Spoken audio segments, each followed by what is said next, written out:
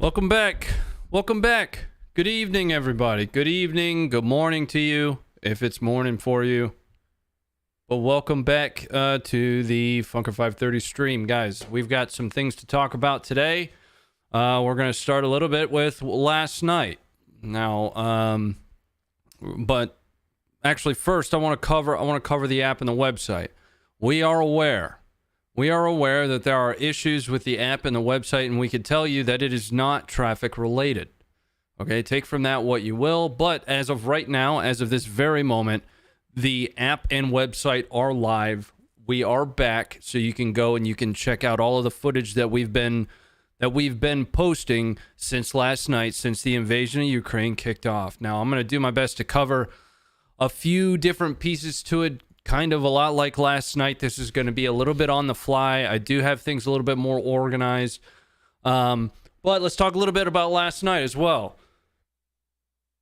Last night, while we were live, I, on my home account, received a denial of service 3 times specifically. The second time took us down, and then the third time took us down permanently. Somebody out there does not want you to hear the things that we have to say. And that's okay, because we're going to keep going live and we're going to keep sharing information on our website. And we're going to keep working workarounds to ensure that we're posting this content as we get it. Just like we covered last night, though. Just like I covered last night, there's going to be a lot of information that we are unable to validate and unable to verify, right? Please be patient with the amount of information that's coming out of this conflict area, out of Ukraine, out of Belarus, out of Russia. Be patient with us. We are not a large team. We don't have 25 to 30 investigative journalists working behind the scenes. We are a team of veterans that are solely focused on doing what we can to get that information out there. As of right now, the website and the app are online. The website and the app are online, and I can show you that here. Okay? Keep up the great work, guys. We are just doing what we can. All right? Now, the first thing that I really want to cover is, generally speaking, this progressing much further than originally anticipated. And here's what I mean by that. I'm going to give you guys something to look at, something pretty to look at while we talk here. Early on in Biden, or excuse me, not Biden. We'll get there in just a second. Early on in President Putin's speech, he mentioned very specifically avoiding direct conflict, right? A special military operation in the East, but we are so far beyond that it's not even. We're not even close to being specific to the East. I'm going to give you guys the map of Ukraine so you can see that there is a full envelopment happening right now, north, south, and east, with some small concentrations of troops in the west. Activity surrounding Ukraine. We have troops crossing the border from Belarus to the north. We have all airports getting hit. Luckily, we have reports of Ukrainians taking back the airport in Kiev that was initially reported as being held by Russians. The report is that airport has been taken back. Bro, your app is having problems. Too many people all at once. Nope. Check the pinned comment. It is not a traffic problem. It is not a traffic problem. Make sure you're following at Funker Actual. Funker, our founder. He has been regularly communicating about some of those issues. Make sure you're following him on Twitter, at Funker Actual.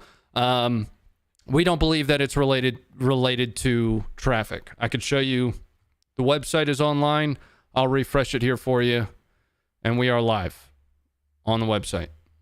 So I want to go through a little bit of the footage that we've been able to identify out in the wild. Again, the key point here is a lot of this footage cannot be confirmed, right? A lot of it. Some of it we were able to find additional reports. We were able to find corroborating sources for it. But there's going to be a lot of misinformation, a lot of false flag stuff that's pushed out there, a lot of stuff from 2014 that is being regurgitated as current, right? A lot of stuff that we have seen that continues to come back up as current, but it's very old data, old information. So what I'm going to do here is I'm going to get the first piece of footage that we have that I wanted to go over is the Ukrainian military is not just allowing people to walk in, right? They are taking divisive measures, defensive measures. They are taking bridges down, and I'm going to show you some footage here of them destroying a bridge. And this looks like it might be a taxi driver or something. He picked the wrong bridge to try to go over. Check this out. There is no audio to the clip.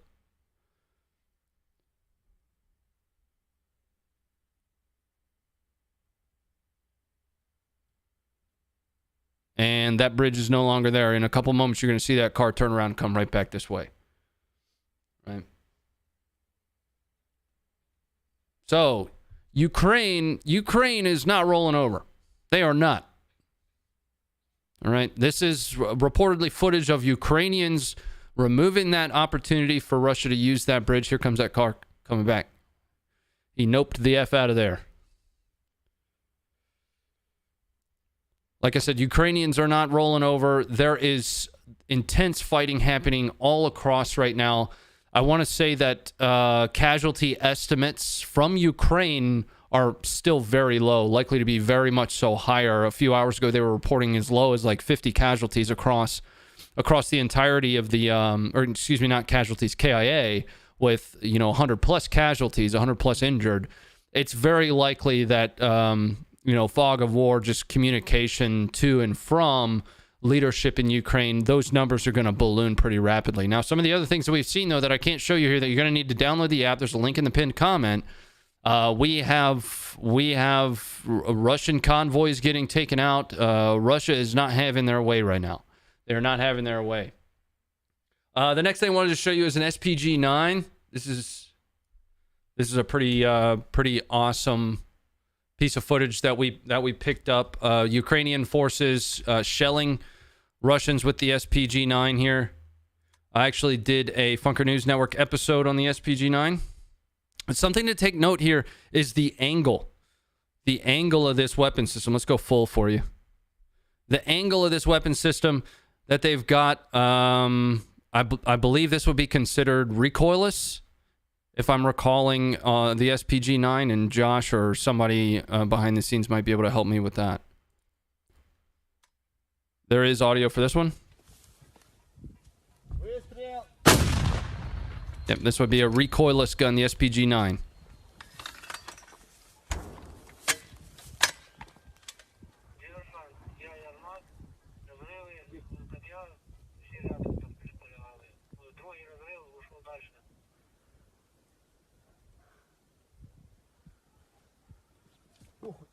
Now, something of pertinence here, I'm not sure if you heard that, is you can hear them speaking to maybe an FO, a forward observer.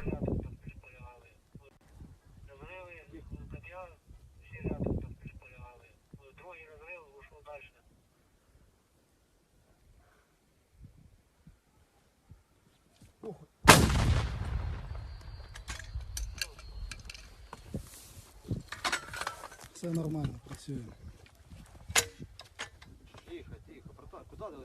How does it have no recoil, WTF? It's called, it's identified as a recoilless gun. It's kind of designed for it.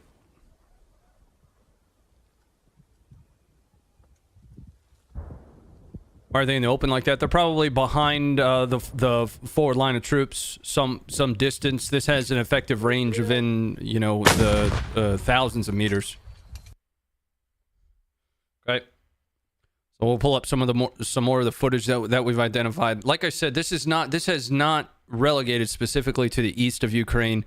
They have pressed on to try to take all of the airports, and the reason they want to do that, it provides very rapid ingress and egress in and out of Ukraine. But Ukraine is pushing back as hard as they can.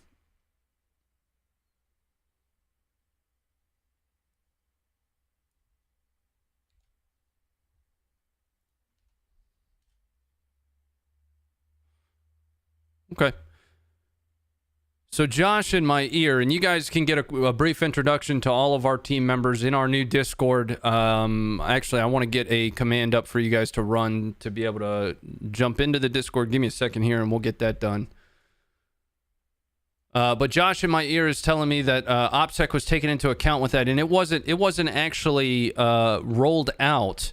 Wasn't made public until an appropriate time. I'm gonna set you up with a command to jump into the Discord. Meanwhile, I'll get you a Twitter feed to be following closely on here. Welcome in. This is a live discussion. I wouldn't say that it is, me bringing you too much breaking. This is really just us bringing to the forefront here live on YouTube the different footage that we've been able to find, communicating with you, seeing what you had to say about the invasion in Ukraine.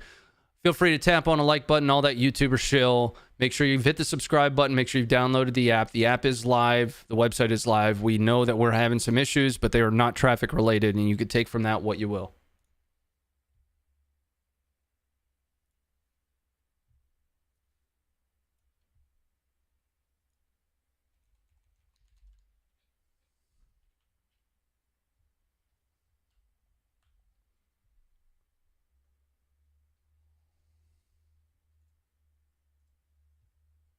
And thank you very much for all of our new members. Welcome in as new members.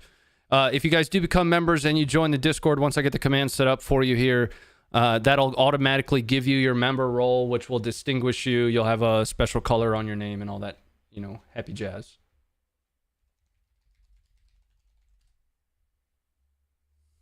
I can also pull up a live feed of Kiev here.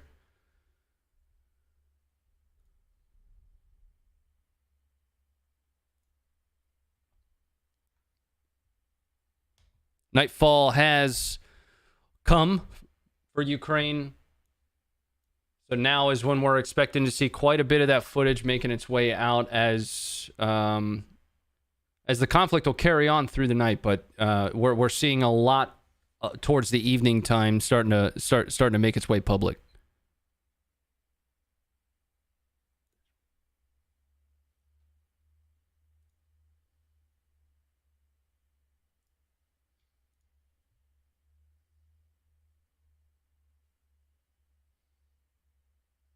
Today was probing attacks. I wouldn't say it was probing attacks. I would say that it was just day one, right? There are some maps available on some of the mainstream media sites that'll show where those incursions have kind of halted for now, or at least where they've made it to so far. And just because they've made it a certain distance down a highway doesn't necessarily mean they control the area in and around that highway either. All right, just grabbing the invite for the Discord for you. And I'm going to throw that into a command that you can run.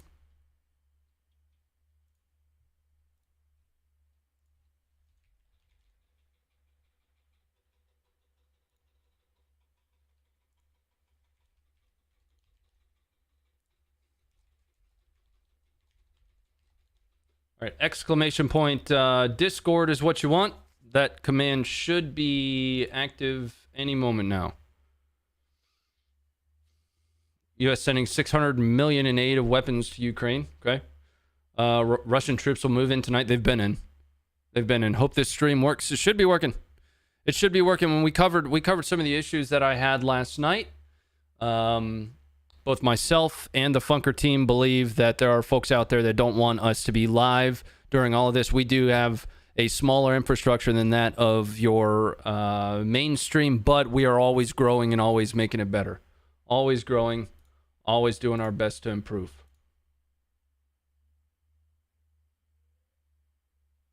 Yep, the Discord command is good to go for you now. Let's take a look at some of this other footage that we have. Make sure you guys are joining the Discord, continuing the conversation there if I'm not live or if we're not live, okay? Jump into the Discord, but the most important piece to this is downloading that app. We've got some continuous rocket barrages that have been happening across Ukraine. I've got footage coming up here of a rocket barrage. Это пиздец, прям возле нас, блядь. Это пиздец. Stand by. Let's go to the other side. There we go. Пиздец, прям возле нас, блядь. Ух, ебать. По нам, блядь. По нам. Понял, по нам, блядь. По нам. Just look at that. And you can hear in his voice. По нам. Понял, по нам, блядь. По нам.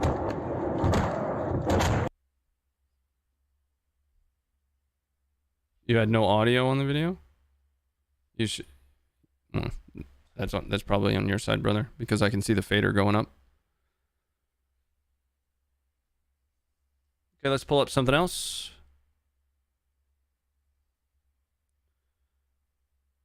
This one was horrible to watch. Terrifying to watch. Some street fighting. Something that we haven't seen a whole lot of yet. That's starting to make its way out. And I talked about this a little bit last night. Is a lot of the ground combat. So that ground combat, there are going to be mitigations that Russia is going to put in place to keep folks that are on the ground from being able to communicate out. Things like electronic warfare soak, right? It's standard practice when you are moving into enemy territory to deny them the capability to communicate, right? So as this conflict continues to move on, more and more footage is going to make its way out and available. Our writers have been actively pursuing as much of it as they can through Russian Telegram channels, through the darkest corners of the internet.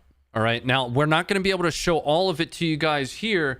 That's because YouTube is very specific about what we can and cannot show you, but that's why we have our own app, and that's why we run our own website. All right. So we're going to kind of change up tonight's live stream a little bit. What we're going to be doing is going through a little bit of this footage that we've had. We're going to engage with you guys, try and field some questions. I'm no expert. All we are is just guys that are here monitoring for combat footage so we can show that to the world.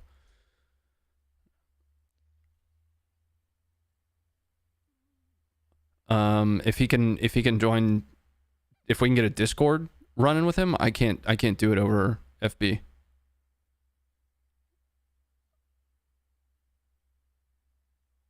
Okay. We might have to kick that. I'm not sure, buddy. I just don't know a best path to get that done, Josh. How would we do that?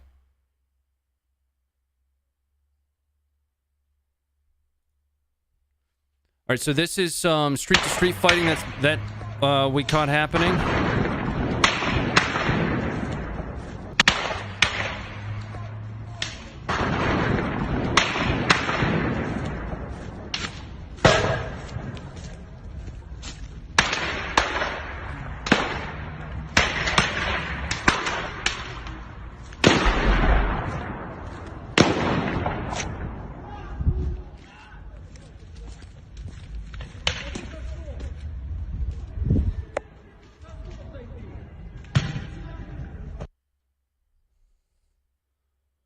So that was Sumi or Sumi, and we believe those vehicles are Ukrainian APCs, or maybe they're likely APCs of some kind.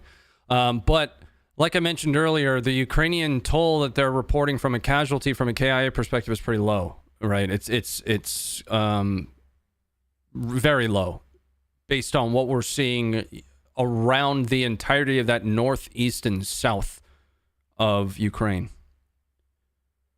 One of the things you heard me, speaking with Josh, is we have a couple folks that we were going to bring on with us tonight, potentially. One of which being former Green Beret, whom it has a lot that he can bring to the table from a discussion perspective. We're still trying to work out the best way to do that, but I'll keep everybody, informed as to, where we are with it. Oh my God, this guy's capitalizing on war. You don't know much about us, do you? Let me give you the high points. But first I'll give you something pretty to look at while we do that. We are Funker 530. We are a team that you can count on two hands of veterans whose sole function and mission is to showcase combat footage for those that don't understand it. Right? Our team and company is 100% owned and operated by veterans. Our writers, our journalists, and our editors, all the same people, have seen what this looks like in real life. A lot of times in Hollywood, in the mainstream media, it becomes romanticized.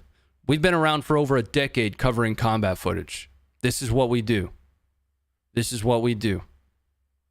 So, if you're interested to better understand our mission and what we do and the things that we've been doing for over a decade, download the app. It's available on the Apple Store and on Google Play. All right?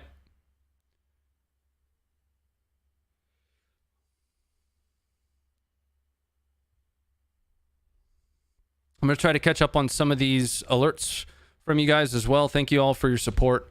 I appreciate it. Psycho Ghost Rider, thanks for becoming a member. Paul Morar, thank you very much for the $100 super chat. Jerry Buxton, thank you for becoming a member. Isaiah, thank you for the $4.99 super chat. Schumann Greg, thank you for the $10. Danza, thank you for the $3.94. Appreciate that.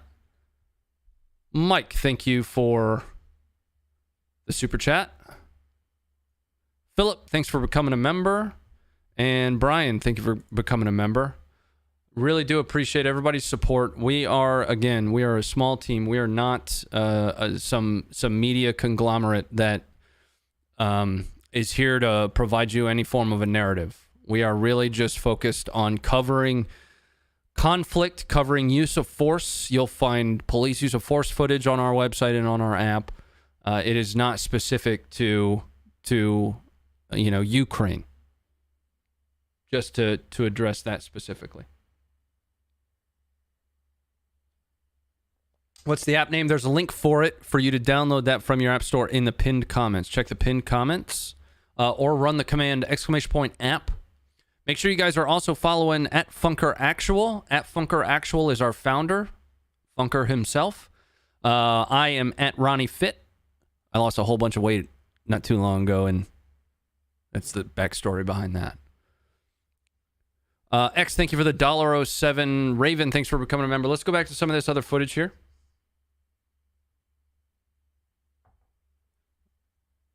Once again, some more footage of Ukrainians taking the fight to Russia.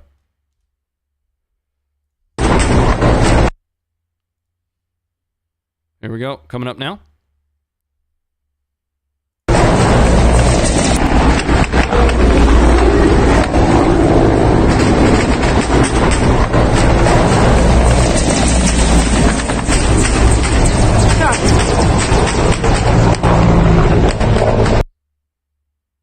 Now, underneath of that drone of the choppers,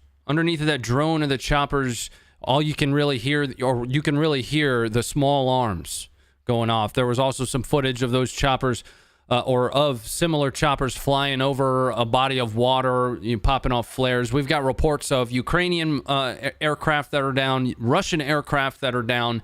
The blows are trading with each other right now.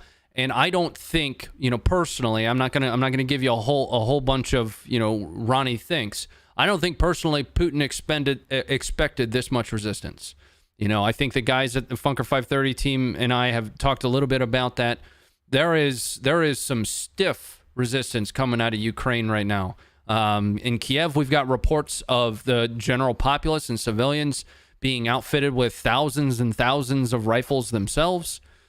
This is not going to be over in a day. Let's check on another one here.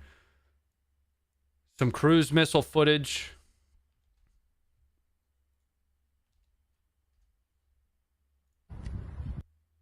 Coming up now.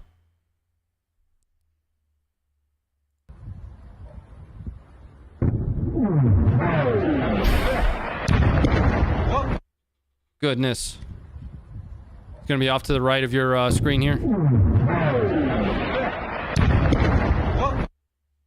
Watch that one more time. That one's quick.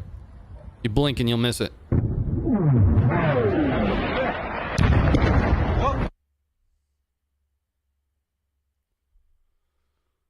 And This is one. A Russian pilot ejecting out of his aircraft, out of his chopper, I believe. Not chopper. Out of his plane that's going down over top of a body of water. There you go. Coming up.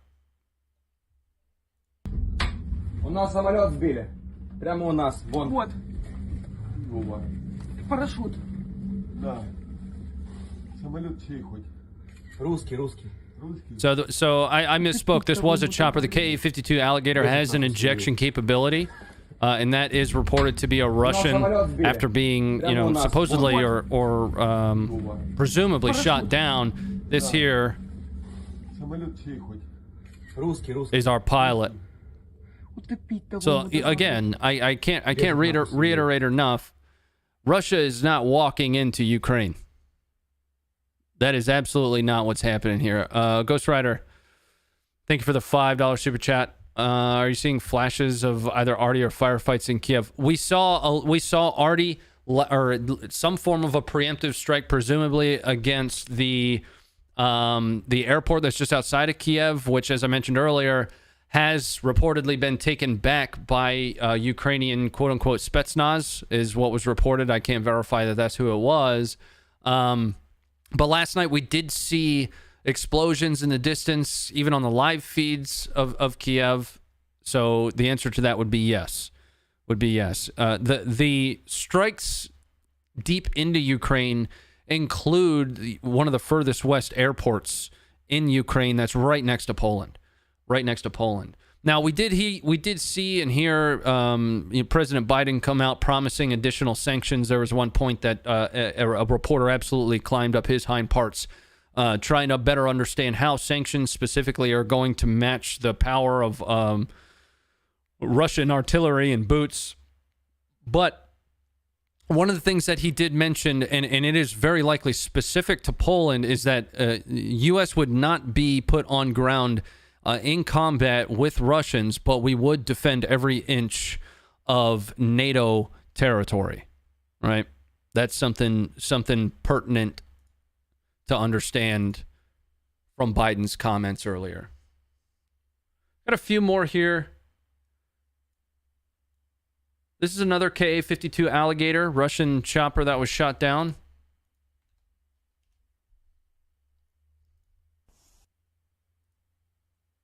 Coming up.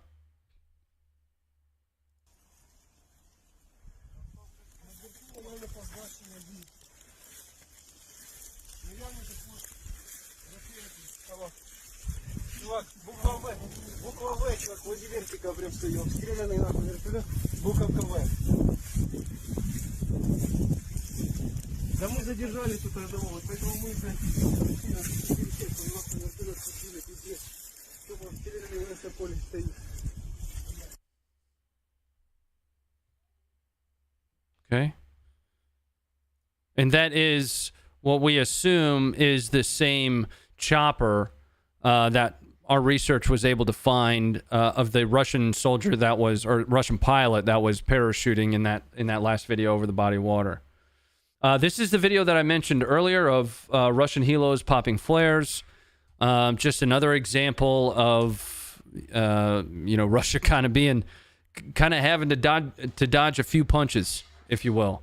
And they're not all dodging them. Now, the reason I say that, they're not able to dodge all of them. We've got footage that we've got up on the website of Russian convoys that are completely obliterated. We've got, there's some nasty stuff over there that I can't show you here. So what I'd recommend is I'd recommend you guys download the app. The website is live. I know we were having some issues earlier on. That's not specific to traffic. Download the app.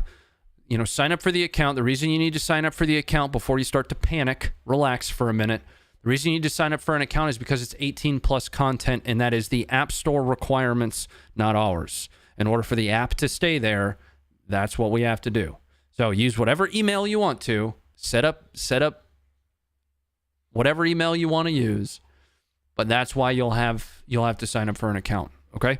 Let's pull up this footage here. This was actually some pretty awesome footage. Coming up now. Got it. Блядь, їбать, вони в нас летять.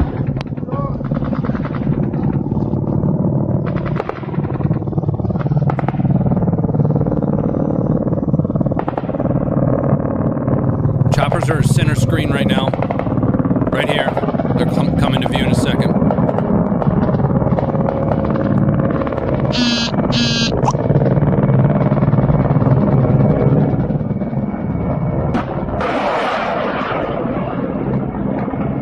Got it.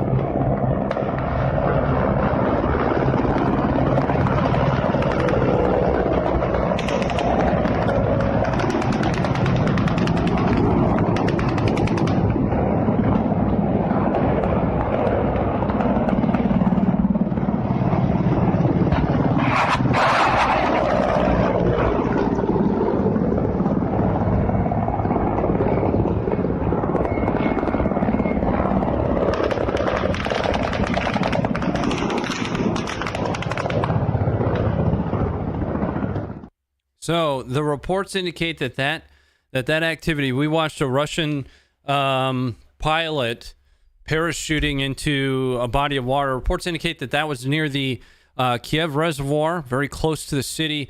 That activity that we just saw was also reported to be near the same general area. We of course can't link those two directly, but that is just a piece of extra information that you can put into your back pocket there. What's the website? Funker530.com. I'm seeing some reports from folks that it might be having a few issues again. And if it does continue to have issues, our team is actively working on it behind the scenes, guys. Obviously we of course apologize, but we are a small team doing everything that we can to keep it live, to keep it running. And you're welcome to hang out here with me. You're welcome to take a look at some of this footage that we've been able to post to YouTube. If we're continuing to have issues with the website and with the app, you can still download that app and pre-posture for the sign up once we do work through how to resolve whatever issue it is that we're having here. Because again, it's not traffic. We had much more traffic on the website over the course of last night. It wasn't really until today that we started having these issues. So you can download that app. You can get ready for when it does come back online. That way we can reach you if for some reason I get shut down on YouTube again, or Facebook doesn't or decides not to show any more of our content. Got it.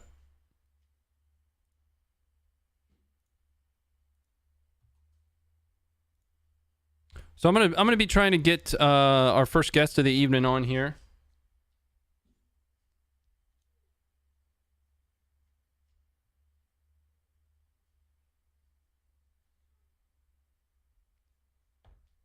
Frank, are you out there? I'm out here. How are you, Frank? Thanks for joining us for just a few minutes. Would you happen to be able to do video? If not, we can just do an audio discussion. It's not going to be the best video in the world, but I'm on there. Oh, no, that's perfect. That's exactly what I needed.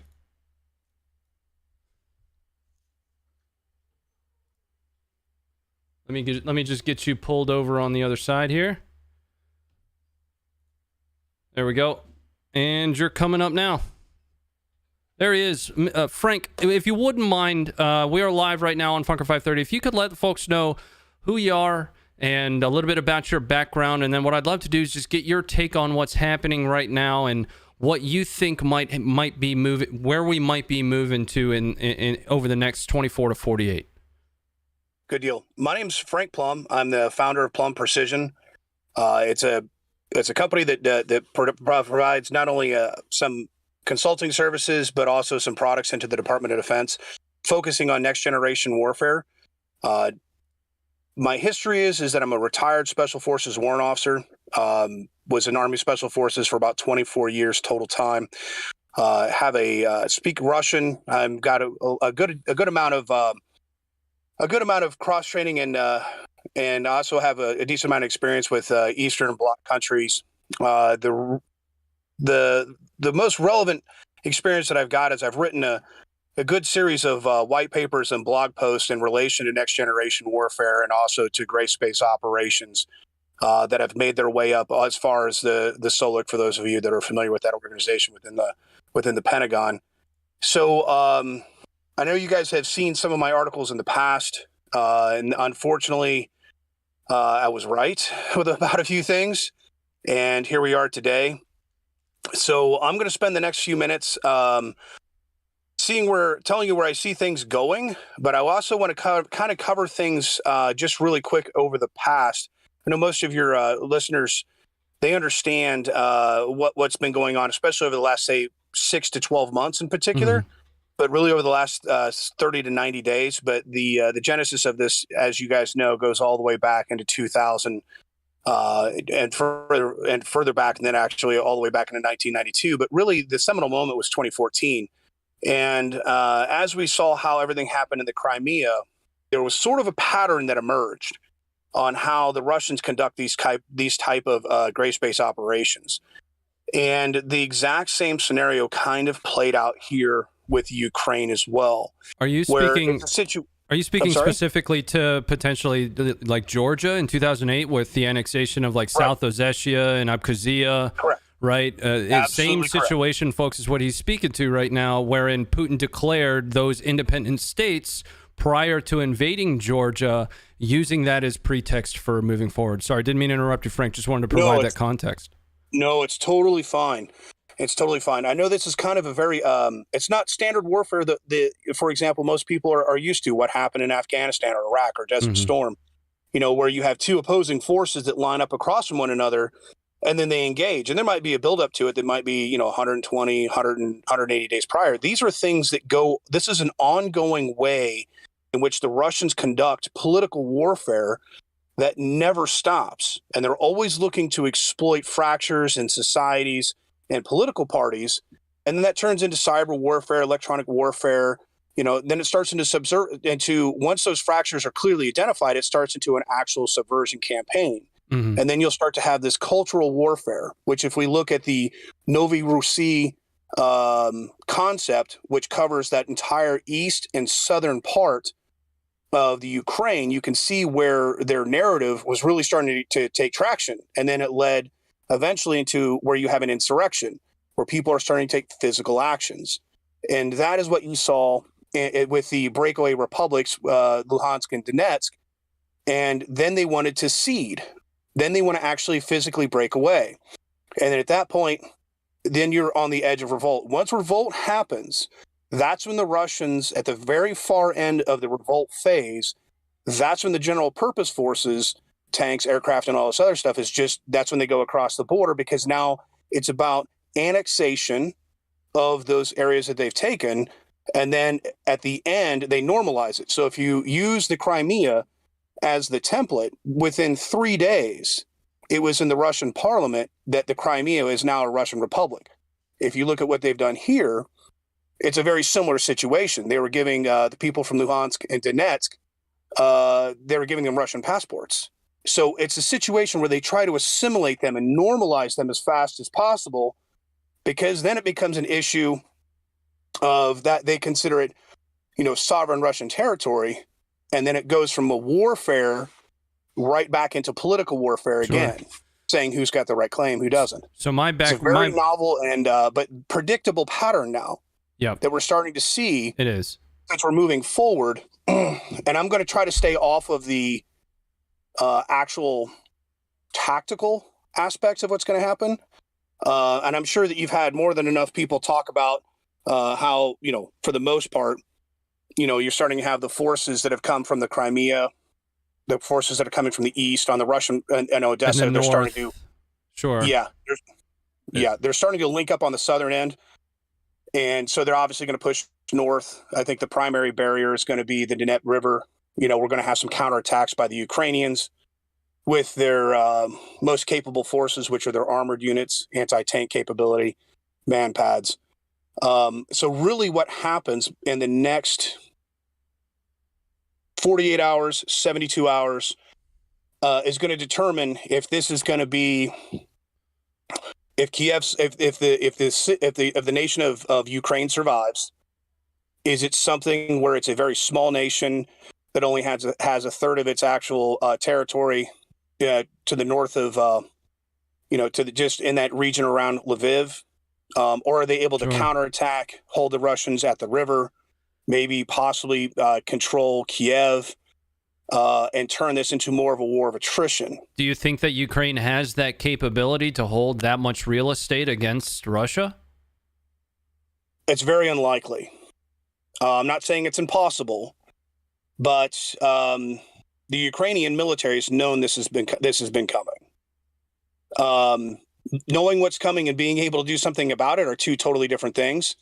I'm optimistic, but I'm also realistic. I think the most likely course of action is that the concentration of Ukrainian forces is going to be able to slowly, through retrograde operations, maintain at best about 30% of the total landmass. And if you were to draw a line that went from Chisinau through Kirov Rog, and then right across to the Dnieper River, and then north, there's actually a major freeway that goes across through Kirovohrad. I'm not saying it right. Kirovohrad. Mm-hmm. It's E50. There's a very large east-west freeway that runs right through there, kind of through the very northern edge of Moldova and across to Dnipro. So if they can hold at that point, there's a good possibility that they'll be able to maintain that roughly that 30%.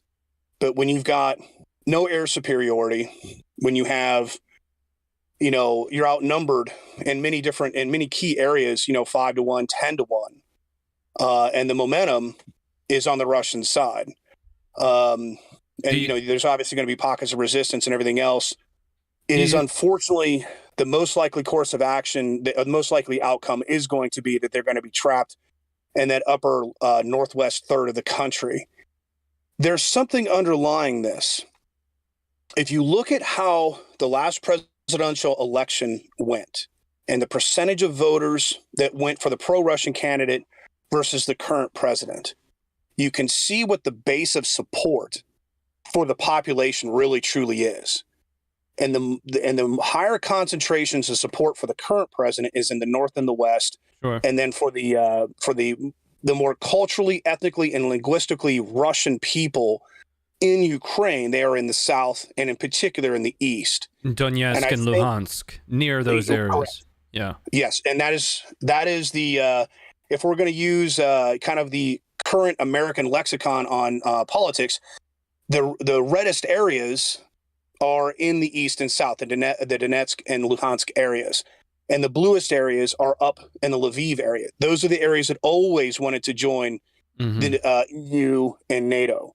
So what we're kind of seeing in a way is how the Russians were very successfully. Now, I don't know how the military operation is going to turn out, but to reach this point, they were very, very effective in creating the fracture socially and culturally. Yeah. So that they would have the opportunity to execute an operation like this. And we spoke about that a little bit last night. My background is in MISO and information operations. I spoke pretty heavily last night about when I was in those earliest train ups as I was getting sent across to start conducting IO campaigns, both at the strategic, operational and tactical levels. We studied Russia in their capacity and capability to conduct information operations, to condition entire continents and environments in their favor. And this largely surrounds the generalized lack of red tape that they have relative to ours. Our information operations capability, there is a lot of red tape as a former IO chief myself that I would have to get through to kick off an IO campaign, even in a contingency environment. But in Russia, that is something that is built in at the foundational level from a strategic perspective, is an environmental conditioning, setting conditions, or at least attempting to bring Russian success. So you and I seem to be on the same thought plane there.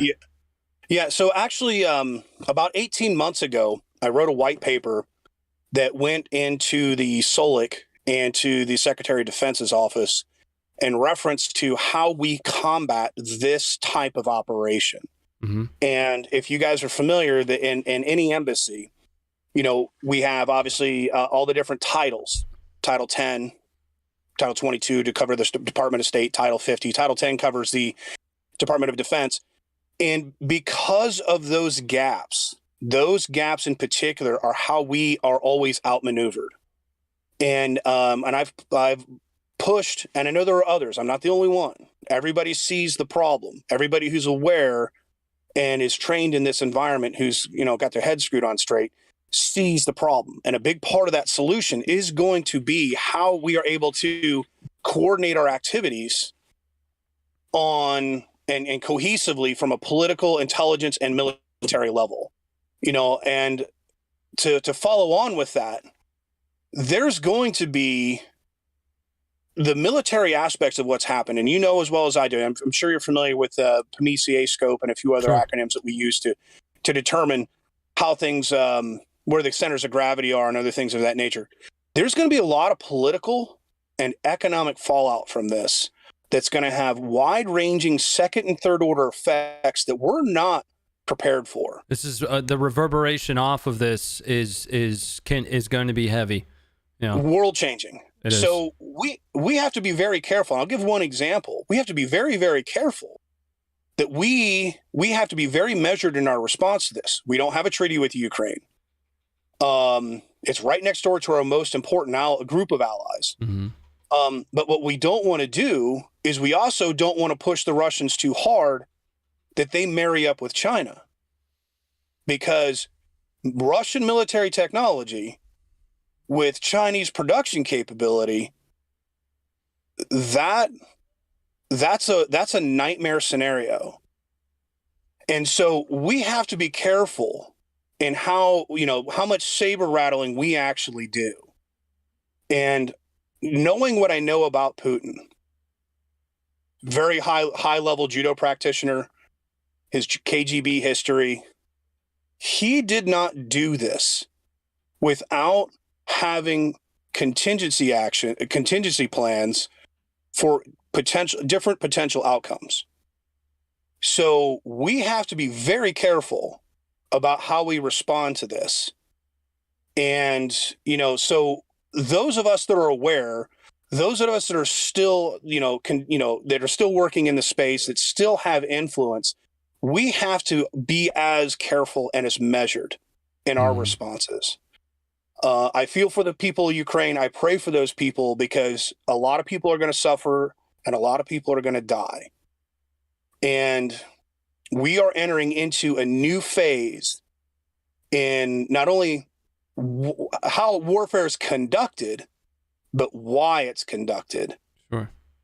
Is there a scenario that this plays out with the current state, Ukraine, from, a geography perspective, retains the status quo, or are we looking at a landscape change of Eastern Europe in a permanent state? Just how much at this point? I don't see how. I don't see how, unless we're willing to risk a full-blown global war with Western powers getting militarily involved, how at least 25% of the Ukraine is gone. And that's a best case, everything goes right kind of scenario with what the Ukrainians are doing.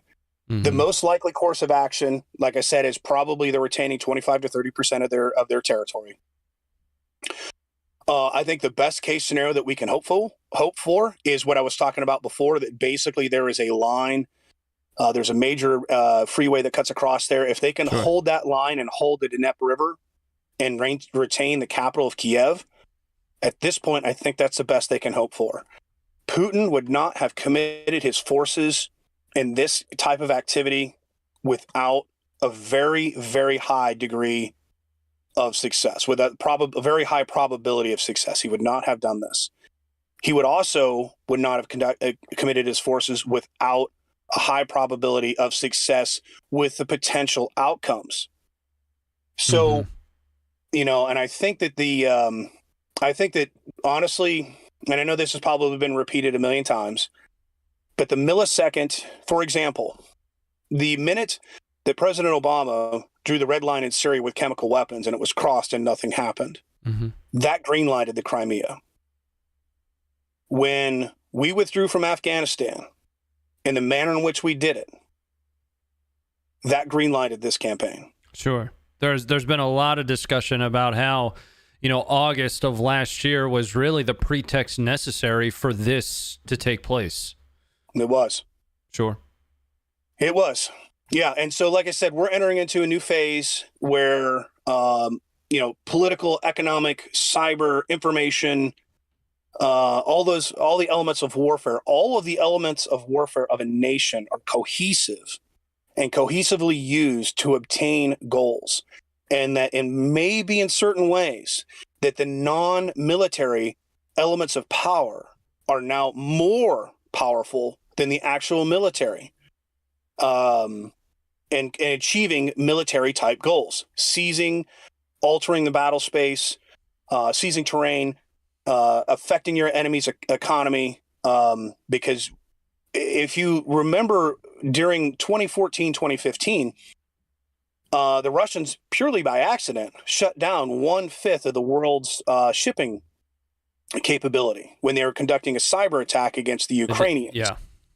So there are second and third order effects that could have global consequences, like I said, if we're not careful. So we have to, as a nation, understand, and especially within the intelligence, the diplomatic, and in the military structures, we have to sit back and we have to understand that we're in a new phase. Just like the Russians woke up on February 2nd, 1991, and realized there's a new phase in military, there's a new level of military capability, which we demonstrated in Desert Storm. The Russians have just done the same with us. They have just demonstrated there's a new way to achieve your military goals.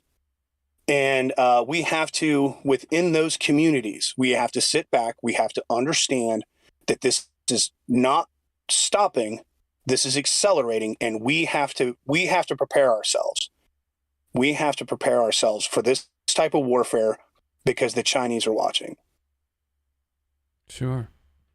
Frank, I know you were short on time, and I know that you've got an appointment to head to, but is there somewhere where we can point people to keep track of your thoughts, Twitter, Instagram, anything? Absolutely. Where could they find that? So if you'll go to www.plumprecision.com, there's a blog post. There's blog posts that I have there, one of which was actually already on Funker 530, and then all of the other elements leading up to this, everything from how the Syrian Civil War was a precursor to this situation, just like the Spanish Civil War was a precursor to World War II, and everything in relation to this next generation of warfare that we're dealing with now. Okay. Frank, thanks for coming on with us. Did you have any closing thoughts for us? Anything, any words of wisdom from a former Green Beret to those that are out here, especially those that of our community members that are still active serving military members, myself being one of them? Is there any closing thoughts for us? Yes. The one thing I want to say is that there may be a new way to fight, which is actually an old way to fight. That people who are cohesive, that believe deep in their heart that they're doing the right thing, those people are undefeatable. And as a nation, if we can come together, put our differences aside, and really work together, we can make this world a much better place. One day at a time. You got it, brother. Brother, I appreciate you being here. Thanks for being with us for a little bit. We'll be checking in regularly on plumtactical.com and Plum Precision. Plum Precision, excuse me. Plum Precision, everybody. We'll be checking in regularly. Thank you again, and we'll hope to talk with you soon. Absolutely. Take care. Out of here. Bye. All right. So that was very nice of Frank to come on with us. Thanks, everybody, for the support. Thanks for sticking around with us here. We are really just getting started on the evening. We've been going through some of the footage that we've identified. We just had a chance to talk with Frank from plumprecision.com. You can Google that. Go ahead and check that out. If we have mods in the chat that might be able to identify a link for that and drop it in. But I wanted to go through some of this support that we've been receiving. You see some of those names down there at the bottom. Dennis S., thank you for the $50. Epic Zeus, thank you for the $10. Snowman for the $5. Shako Starsun, thank you for the $5. Fluttershy Fury, thank you for the $5. Welcome to our new members. Olav, Just thank you guys so much for the support. If you're not familiar with who we are Funker 530. We've been around for over a decade, covering combat footage, conflict footage, and use of force footage from across the globe. We have everything from India, Pakistan footage to conflict in Syria, Yemen, Africa, and we also have use of force footage of our law enforcement professionals and public service professionals across the world. The reason we do that is we try to cut through the chaff of the media. A lot of times, you know, you might catch police use of force footage that only shows about 10 seconds of something that has no context. We share that in its entirety to the best that we can. We are not a gore site, but it is important for us that you're provided the context that came with the original footage. We are veteran run and operated, 100% veteran run and operated. We have veteran writers and journalists behind the scenes that are doing analysis into this footage, into this activity that we talk about. The live streams are something that we've started doing specific to Ukraine.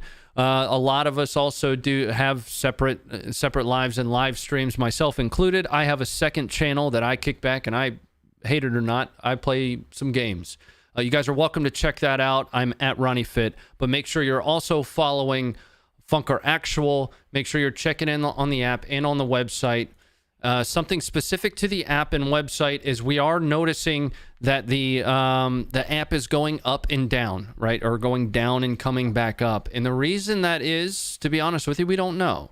We're not entirely sure why our app and website keep doing that, but it's not traffic related. We don't believe this to be traffic related, and you can take from that what you will. What I wanted to also do is, shout out our new Discord. The Discord is new, is available. Our previous Discord was taken offline, but we have launched the new one, especially to bring the community to rally around this specific situation that we have unfolding in Ukraine. And like Frank mentioned, there could be reverberating effects from this over time that we, to be honest, can't see yet. So I want to go back in and talk a little bit about some of the other footage that we've identified.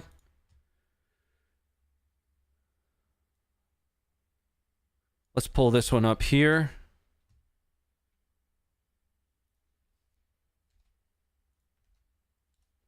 Something that we've been talking about pretty heavily is that Ukraine, although Ukraine might not be able to fend off Russia forever, consolidating and holding what they can is something they're absolutely doing. They are not rolling over. Russia is taking quite a few punches from Ukraine right now. Here is some footage of a little bit of carnage after a Russian airstrike took out a Ukrainian APC, though. Here we go.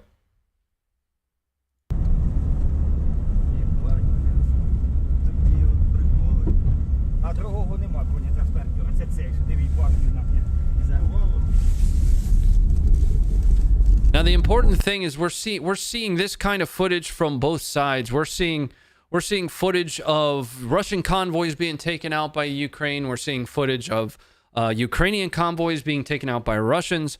We're seeing reports from all across Ukraine of either aircraft being taken down on the Russian and Ukrainian side, tanks, APCs. This is full scale. Right. It also is including cyber activity.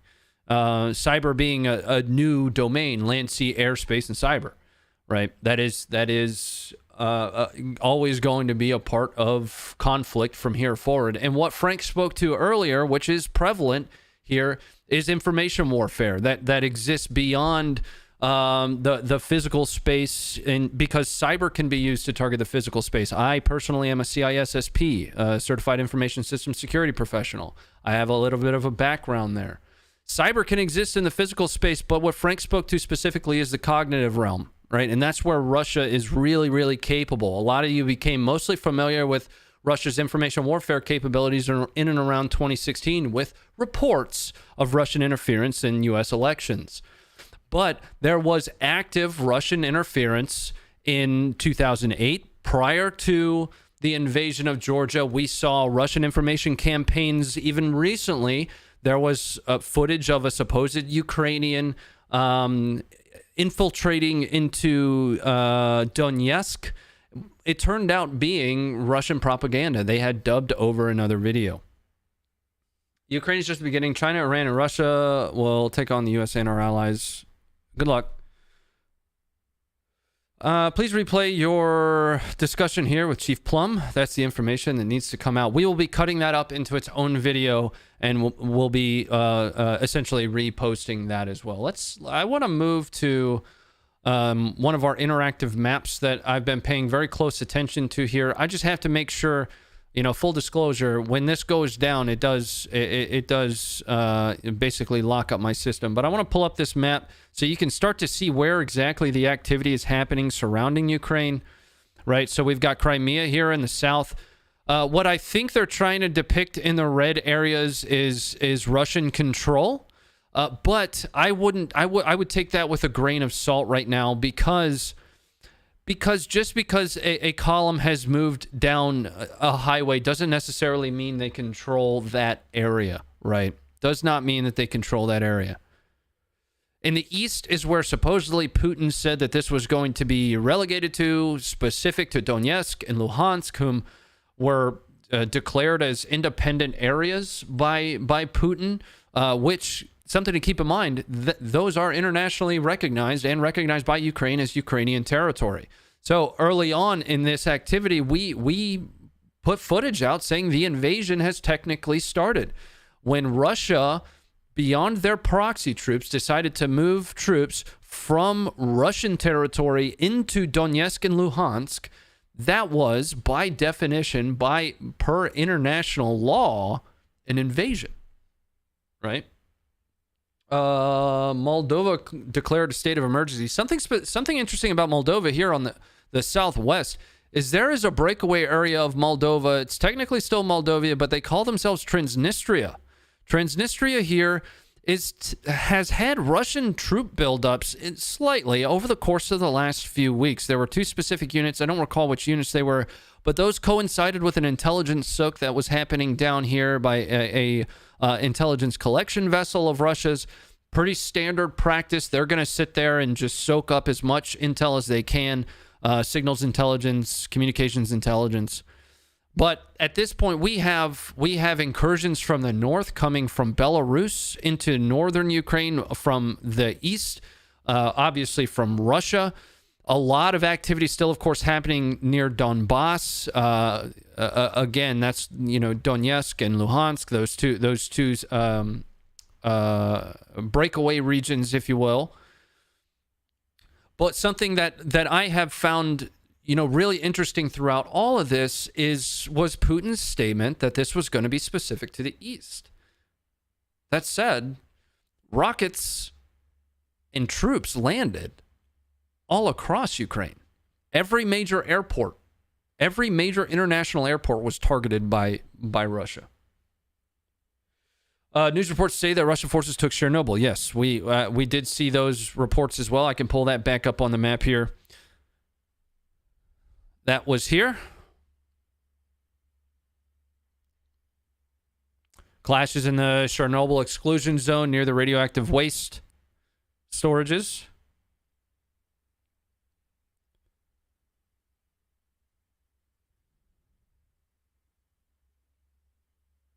Now, we have reports of, actually quite a few reports of Russian columns or Russian troops being captured by Ukrainians as well. Again, Ukraine's not rolling over here, folks. Russia, I think Russia believed it was going to be a little bit more of a walk rather than an uphill fight, and it appears that Ukraine is gonna put up a fight, right?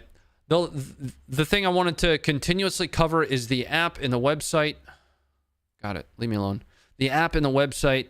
Guys, this is funker530.com.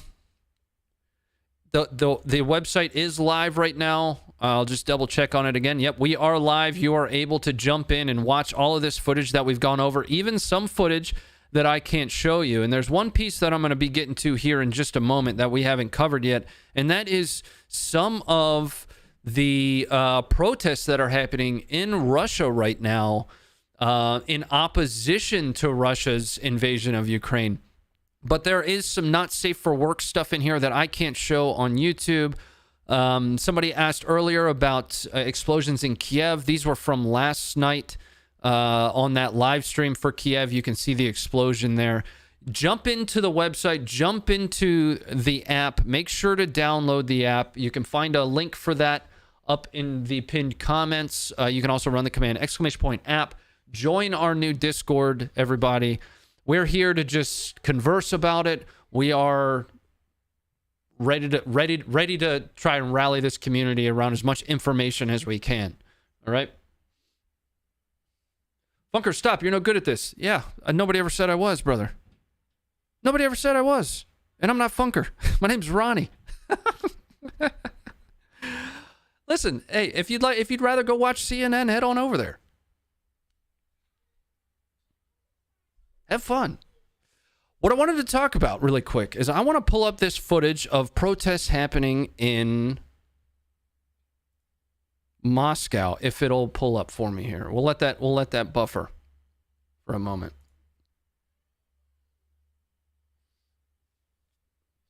What do you think of Americans fighting in and for Ukraine? Americans have the privilege and right to align however they like.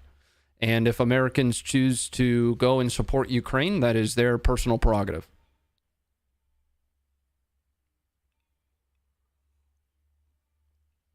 Doing a great job, Ronnie. Hey, man, I'm just here to chat with you guys about what we've been seeing, what we're finding across the web. Let's get this going here. I've got the video coming up. It'll be launched in just a moment. Again, these are protests happening in Moscow right now, or at least over the last 24 or so.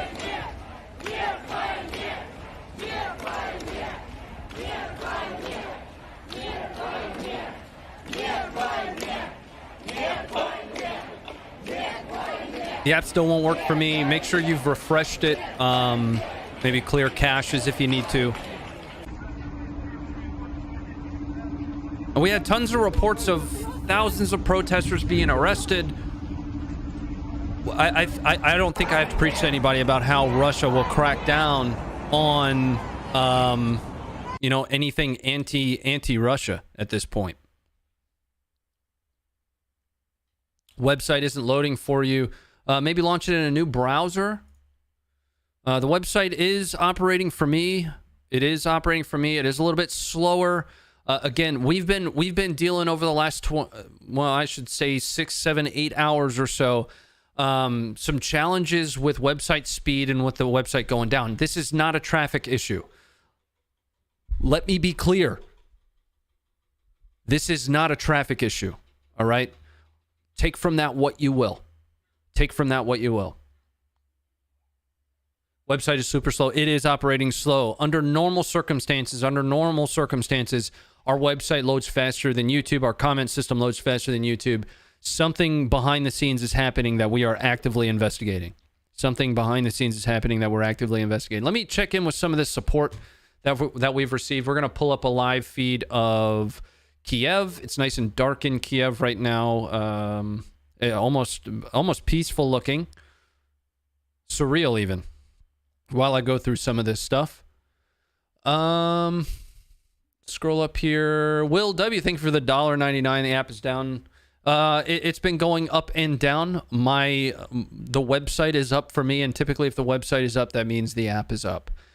Little Legs, thank you for the $10. Thank you for providing the context to videos. It blows my mind. I have to find YouTubers to find out the truth because American journalism, for the most part, is dead.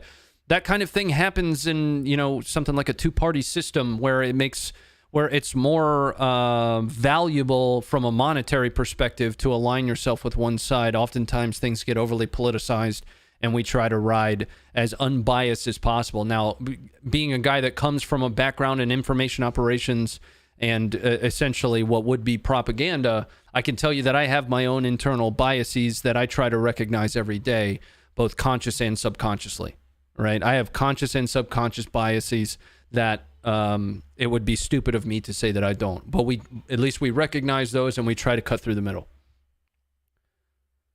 Richmond, thank you very much for becoming a member. Wayne, thank you very much for the $5 super chat. Why do Russians take Chernobyl? Do you see a tactical standpoint on this? No, I sure don't. That could have been something that we might have been able to ask Frank there. But we do have some other guests that I'm hoping are going to come on here soon, and we might be able to levy that question. Dennis S. with the $50. Thank you for that, sir. And Epic Zeus, thank you again for the $10. So, folks, I appreciate all the support from you. We are a small team. If you're not familiar with who we are, Funker 530, you can count the amount of our team members on one hand in most circumstances. If you count our development team, it's on 1 1/5 hands. Very small team. Snapchat Maps had some really interesting stuff.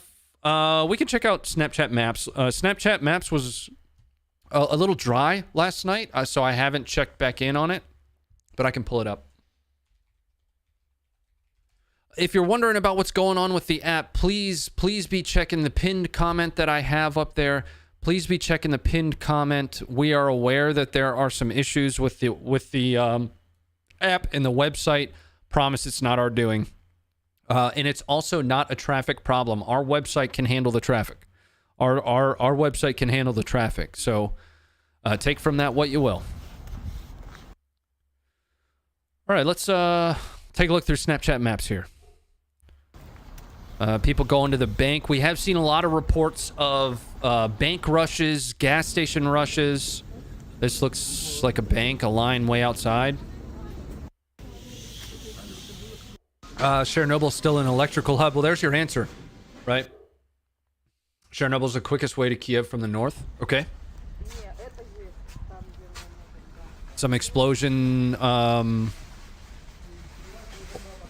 in the background there. Smoke plume, if you will.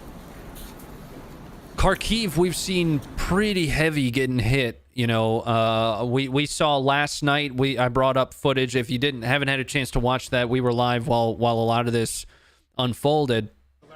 We've seen people, hanging out inside of the metro for well over a day now. And this is all specific to Kharkiv. I would say Kharkiv is northeast Ukraine. Heavy focus on fighting in Kharkiv so far. Sawdog, thank you for becoming a member. Folks, Scott Ulrich, thank you for becoming a member. Something that I'd like to note about becoming a member, make sure you join the Discord and make sure you connect your Discord to YouTube, everybody. So when you become a member here on YouTube, a special role is given to you in the Discord, okay?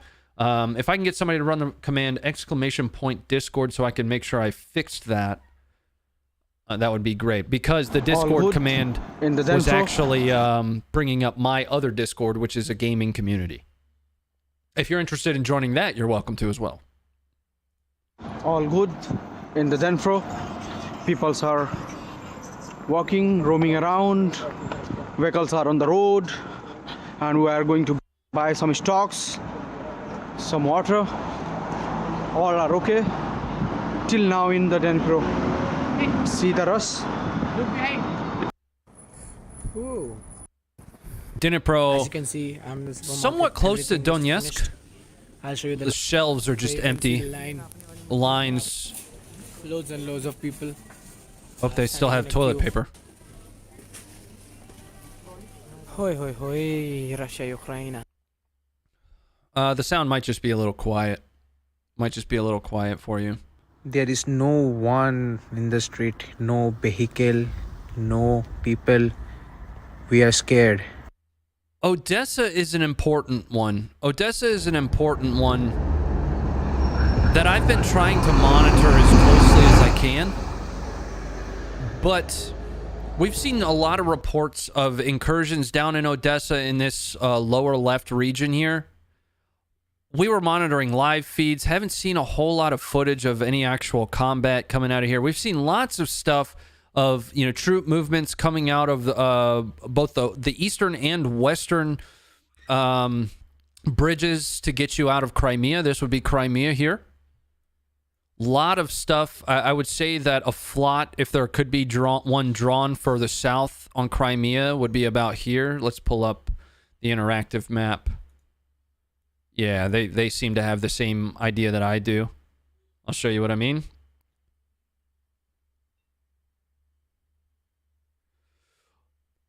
But Odessa is one that's interesting because that's really the location that they had been doing all of that intel soak for so long.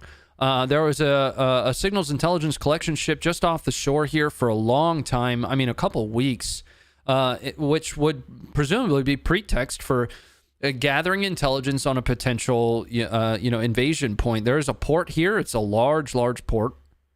There is an airport here as well. I don't know that it is an international airport, though. It is. It is. I'll have to check with the Funker team and see if we've heard of any reports of the Odessa airport being impacted. Let's go back to Snapchat maps here.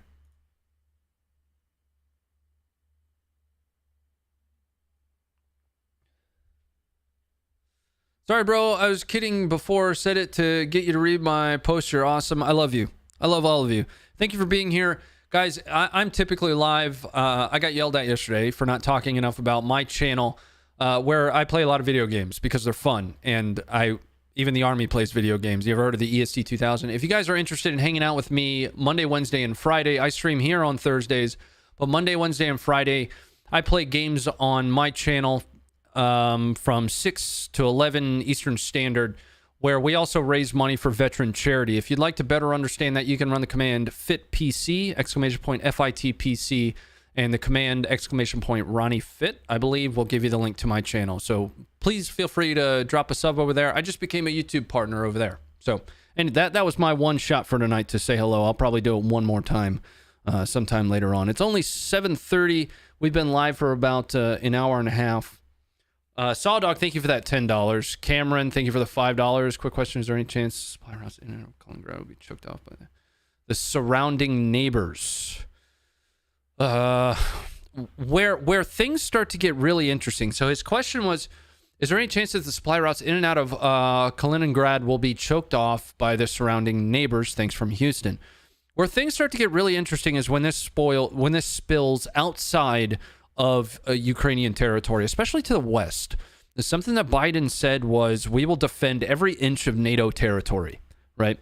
And he was speaking specifically to Poland by saying that. Very specifically to Poland. So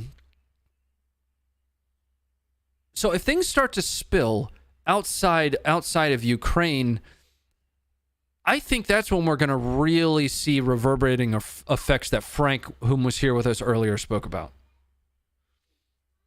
Just up to your YouTube as well. Thanks very much. Eric Haas, welcome to the Funker members. Draku, thank you for the $2 super chat. Let's check in on our Twitter fall feed here.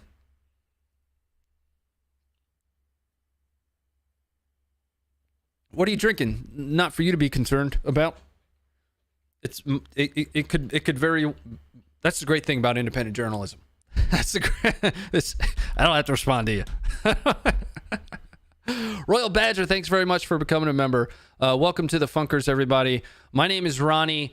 I do a lot of our forward-facing content, but I'm also one of the admins here at Funker 530. We are a team of 5, dependent upon how deep you look at it, 6 veterans of foreign wars. All of us have deployed to Afghanistan, to Africa, to Iraq, all the way back to the earliest days of the global war on terror. And we've been covering combat footage now for well over the last decade. We have partners all across the hook and bullet industry that we work with every day, and I'd like to mention a couple of them here. Vet TV, big partner of ours. You guys are able to get a month off of a Vet TV subscription by using the code FunkerVet. So if you sign up for a monthly subscription at Vet TV, use the code FunkerVet, and that'll get you a month off. The gun box is another great one. Use the code Funker10 to get yourself a pretty dope gun box. I've got one sitting back there. If I wasn't live, then I'd show you guys. But our partners, ATN as well, ATN Optics. I've got an ATN sitting on that Remington 700 back there. These are great people. We don't partner with anybody. We don't just partner with your random run-of-the-mill organization. These companies fit well with us. We take a look at their products. We're not aligning ourselves with Big Red, even though I do love Big Red. Who do you think's going to win? Win is relative. Win is relative, right? You know, earlier, if you weren't here earlier for our interview portion, you know, we got the chance to talk with Frank from Plum Precision. Frank's a former Green Beret, and does a lot of think tank type work nowadays. And something that he and I discussed is the possibility that Ukraine in the state that it was 2 weeks ago will never exist again. Will never exist again. And I think that is something that is of high likelihood. The only way in my mind that doesn't happen is with external incursion to bolster Ukrainian defenses.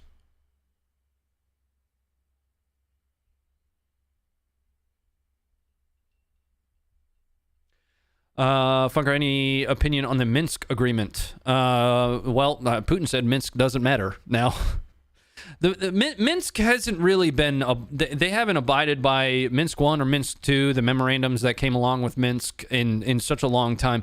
There have been ceasefire violations on both sides, with both sides really being able to justifiably say we did it because they did it first, right? We've got a lot of Ukraine footage that we've published on the website. Let me just double check on the website, make sure it's still live. There is a tag for Ukraine footage specifically. I'm going to drop that in the chat that you guys can jump in over there and watch all the footage that we have. But there have been repeated ceasefire violations on both sides. There's always two sides to every coin. That said, this invasion is an invasion of Ukrainian territory.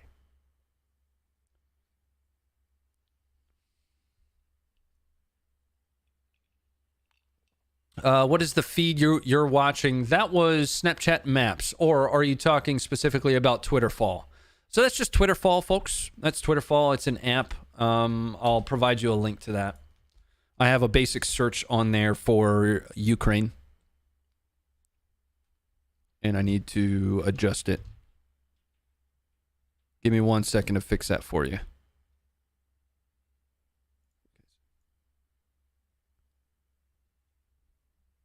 There you go. Is the app down? We have been having some issues with the app, yeah. We have been having some issues with the app, but they're not traffic related. We're not sure why we're having the issues. I'm out. See you later. What's up, girl? Hey, babe. How far this sucker gonna go? Well, they've made it all the way to the west of Ukraine, right? If we go to, you know, an invasion map, for example. If we go to an invasion map, let's take a look at this together.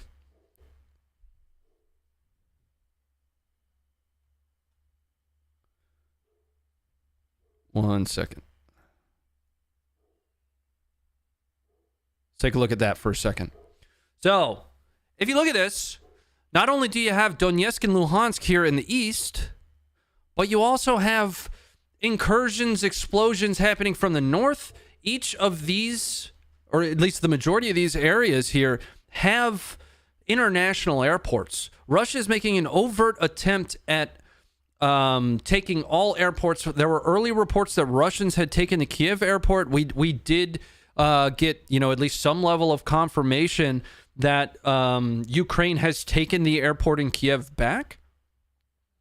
But this is danger close to Poland here. And I mean danger close, right? This is not specific to the east. There have been, you know, troops coming from out of Crimea to armor, not just ground assault. These are armored columns. This is air. Belarusian troops, as of yesterday, were supposedly crossing the border along with Russian troops. This is very much so, you know, an attempt at an envelopment. Now, on the west here, you have Moldova, but between Moldova and Ukraine, you have Transnistria. And in Transnistria, Russia had also had some troops. I'm surprised we haven't seen more comments coming out of here, or more footage coming out of the Transnistria area. All right, let's jump back over here. First, I need to fix this. There we go. Let's bring up some of the footage that we had earlier, just so you guys, those that are new, can keep up or can catch up with some of the stuff we covered earlier. Ukraine is really not rolling over, and I've talked about this a couple times now. This is a bridge. Ukraine is doing everything that they can to put up a defensive fight. Russia is not having an easy walk in the park here trying to invade Ukraine. This is a bridge that Ukraine actually took out to deny Russia the ability to use it. You'll see this car chose the wrong. He zigged when he probably should have zagged here.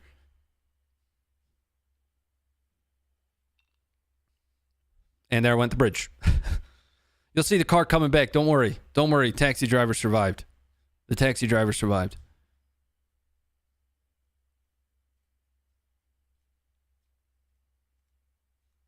What do you have to say about Putin giving surrender terms? I would say that originally Putin said we would not be negotiating, and now he's asking for terms. Right? I talked a little bit earlier about the possibility that the resistance was a little bit more than Russia expected. Right? We have a lot of reports, unfortunately, without a lot of footage of entire Russian columns getting taken out. Let's take a look back at the live cam on Kiev for a moment. I'll go full screen here, and you can just kind of see it's almost surreal how it appears quiet, while all of this is happening surrounding. Check it out. This is a live feed. We are live right now.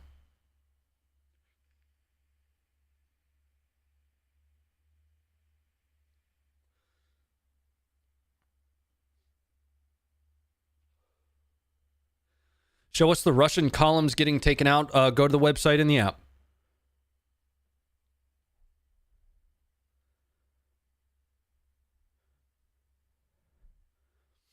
So if you guys head to the website in the app, that stuff I can't show you here because there's dead bodies in it.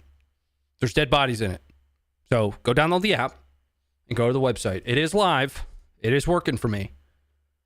So if you refresh, if you close your browser, open it back up, try the ONOFF switch. It might work for you. Let's check in on some of this support again. Thank you very much for all the super chats, guys. We're a small team, so all that little bit helps. It's obviously just as much help for you to just be here and engage with us, understanding that we are a small team. We're not a large media conglomerate with tons of validation, verification, support. But our team has been working a little bit of overtime. We were streaming last night through. I went live at 6 o'clock on my other channel. Immediately got off at 10 o'clock when Putin announced the invasion that was impending, and went live here on Funker 5:30, and we stayed live through 1:30. I got up in the morning and worked my 9 to 5. Right? Our writers were up all night trying to validate some of this stuff. They each have 9 to 5 jobs. We are a small team, really just doing our best to put a dent in some of this footage. So here is another piece of footage here. This is some artillery that's hitting, and you can just hear the fear in this guy's voice.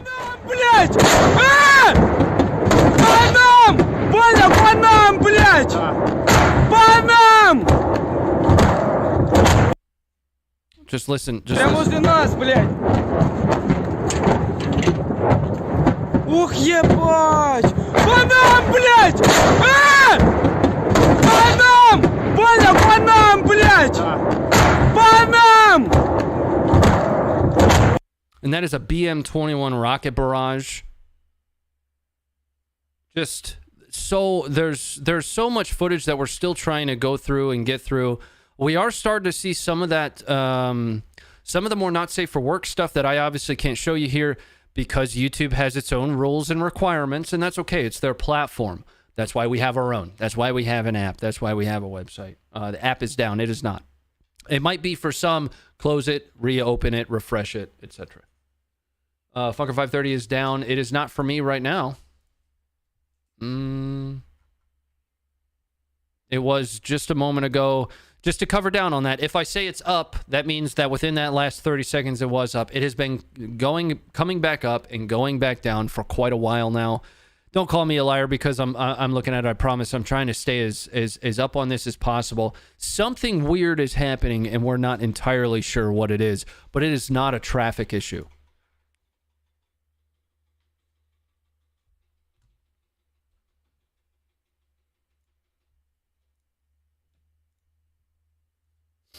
on your own program, huh, bud? No, I just never left. I'm jumping back in with the Funker guys to be in my ear. I never jumped back in after speaking with Frank. That's my bad. I guess. Okay. No, we got 3 videos for you. Okay, let me take a look at here. They're in Discord, not on the site. Yep, tracking. Funker Actual and Ronnie Fit, under no circumstances, don't click that. Yeah, don't just go down a bit farther. Okay. So the next one, 737. Mm-hmm. And I can hear myself on your stream. Yeah, I got you. All right, go ahead. So at 737, what am I looking at here?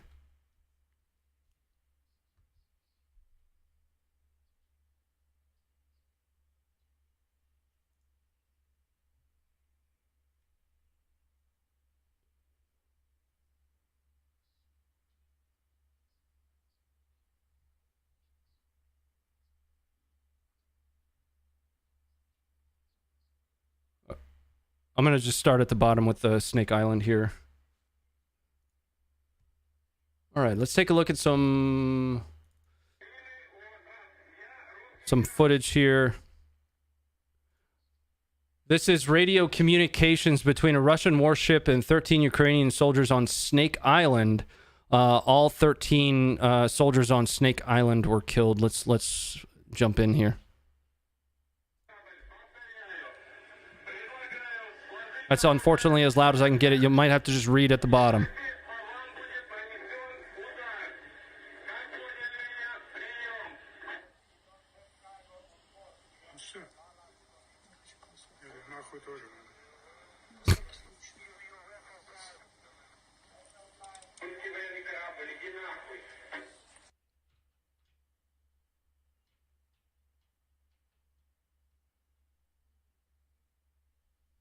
Let's watch that one more time, just so you can follow along with the translation. This is as loud as it gets. I can't turn it up anymore.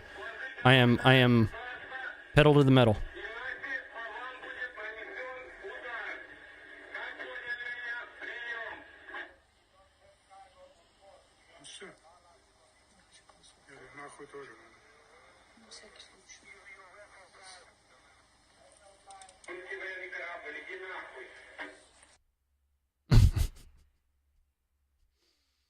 That was a come and take it moment. That was a come and take it moment. The report that we have is that all 13 of those soldiers were killed. All right, let's move up through some of this newer footage that the folks have been grabbing. The 225 Sumi, Josh, is that what you were speaking to a moment ago?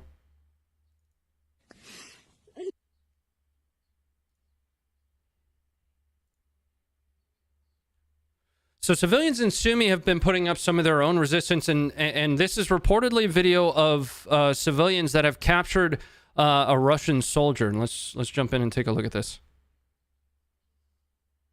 We're gonna go full screen here for this one. Приехал, блядь, с Москвы, Олег. Вторглись в нашу страну. I'm going to take you guys through the translation here after we go through the video. Людей мирных забрать? Мы не хотим войны, Олег. Сумы. А зачем ты тут? Центр города. Олег.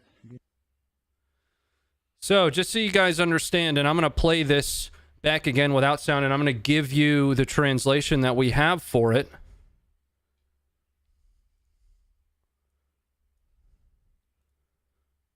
So the translation that we have for this is the cameraman asks, "Why were you sent here?" And the soldier says, "We were told to gather people."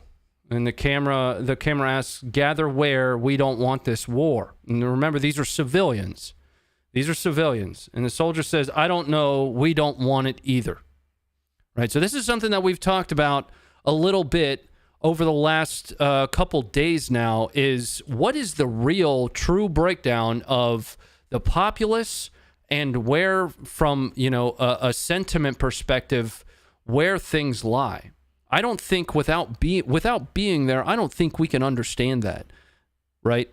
You know, we're of course going to see polls that are done that are backed by different government entities that are put out to the masses, but I personally don't trust a lot of that data. I just don't. So without being there, without being a part of this culture, without knowing, the best that we can do is just guess. Let's keep going here. So that was the 225 Odessa 726. That one I can't pull up.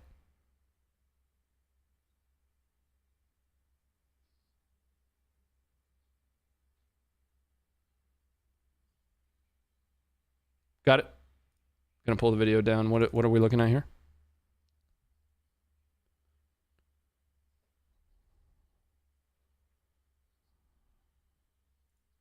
Got it. So we've got some a civilian recording here. The audio in the background is going to be a gunfight at the Odessa Military Academy. Let's jump in.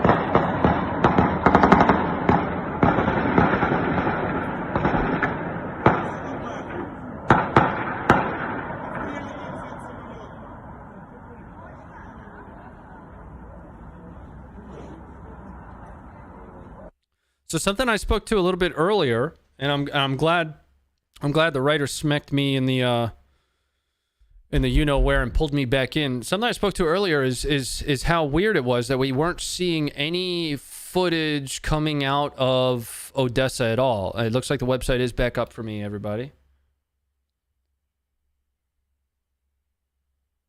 Was that the last one that you wanted me to pull up, Josh?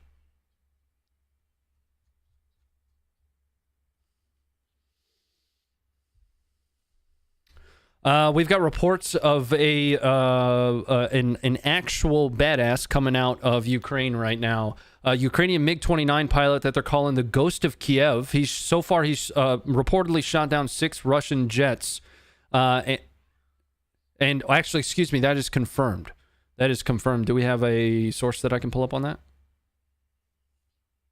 Yep, appreciate it. Okay. We don't yet have video of that. I'm hoping that at some point we can find that.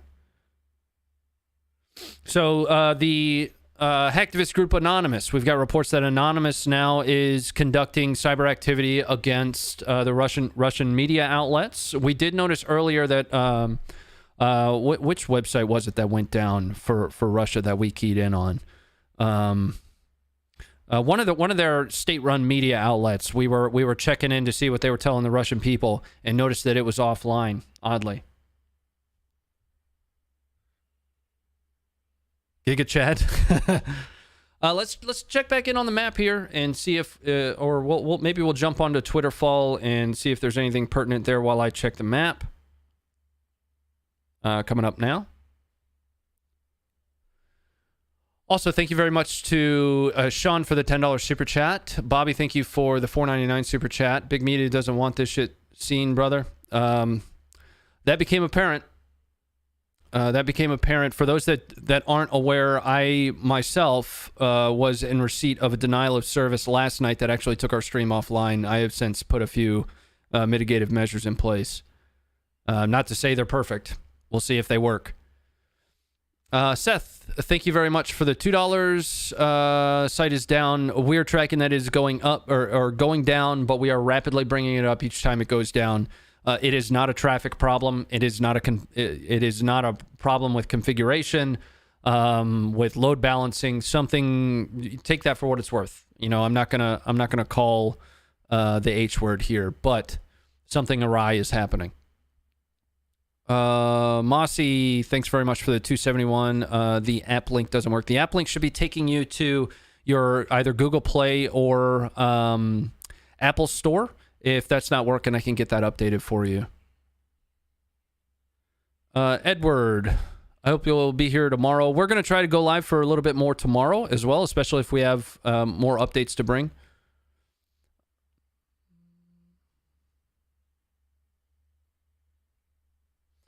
He won't read anything that invalidates his argument. You know, to be honest with you, if you're speaking to me, I'm too stupid to keep up with chat moving this fast, right? That's it, plain and simple. You know, I'm happy to read anything that you guys send across. Something that I like to think. Of course, everybody has their predisposition, and you know, we all think we are better than we are. I like to believe that I have a pretty open mind, and my mind can be changed pretty rapidly on things. Love you guys and all you do. Keep it up. Dismayed, thanks very much for the $10. Frosty Dog, thank you for becoming a member again. Thank you guys. Welcome in. Welcome in. Let's go back to the map here.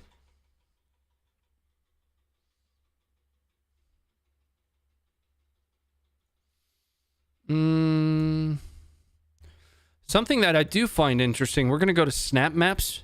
So Snapchat Maps. I talked about this a little bit earlier. We do have some snaps coming out of like Luhansk here, but they're not. Yeah,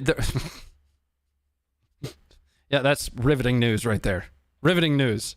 Like I was just about to say, these really aren't what you would kind of expect out of conflict zones, right? Now there can be myriad reasons for that. Not least of which including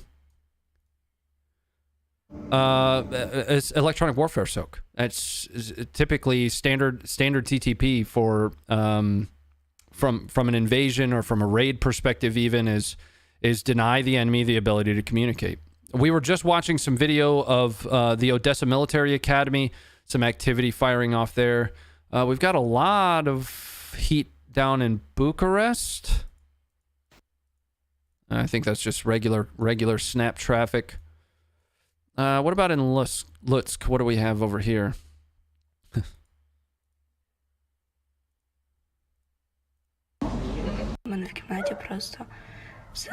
These were from probably earlier today. It's still very much so dark in Ukraine. Okay. We'll jump back over to the interactive map. Let me just get this refreshed and the feed updated.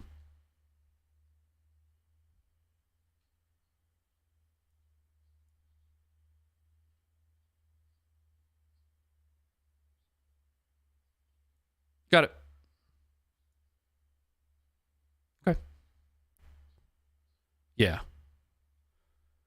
All right, let's check back in to see what we've got on the map, on the interactive SIGACT map here. Coming up. 18 minutes ago, Zelensky stated sabotage groups have identified him as the #1 target. In his address, the president noted that his family is identified as the #2 target. However, they still remain in Ukraine. I think that actually speaks volumes to Zelensky, right? President Zelensky so Volodymyr Zelensky of Ukraine, he is still in Ukraine with his family. That speaks volumes. It does. It does. President Biden has established DHS as the lead agency for coordinating preparedness and response efforts related to the current Ukraine crisis. Okay. I'll give you guys some full screen here for a moment.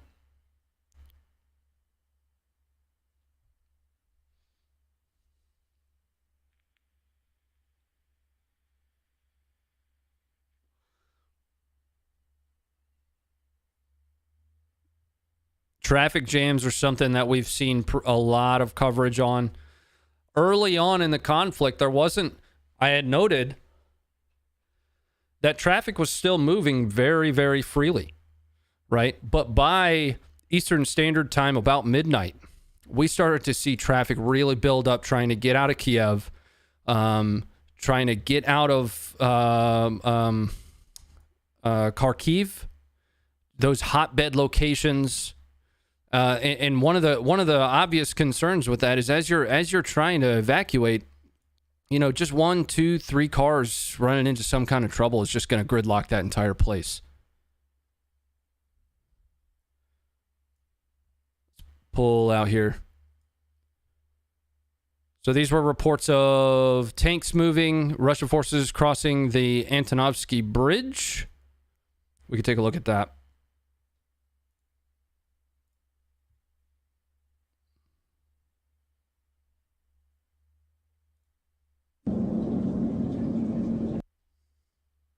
And this one was a great one to watch because you can actually, if this is the footage that I think it is, you can actually see these tanks taking fire as they're trying to cross this bridge. Все, российская техника на мосту. This one's a different angle, so we might not be able to see that, but I can probably still find that footage. Прут колонны. Танки.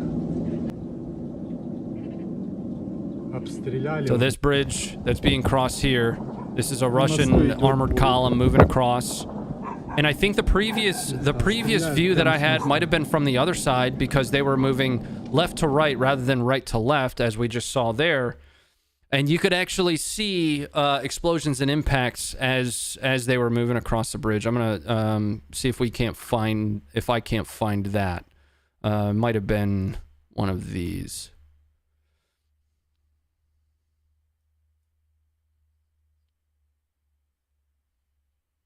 Okay.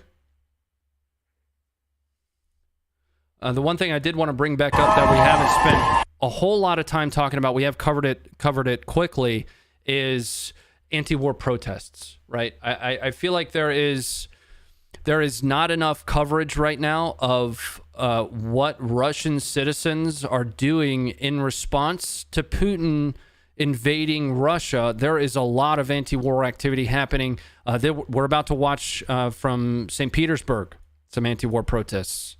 And this is in spite of arrests across Russia. Like I mentioned earlier, a lot of citizens are being arrested in the thousands for protesting the war. For those that don't know, St. Petersburg is Putin's hometown.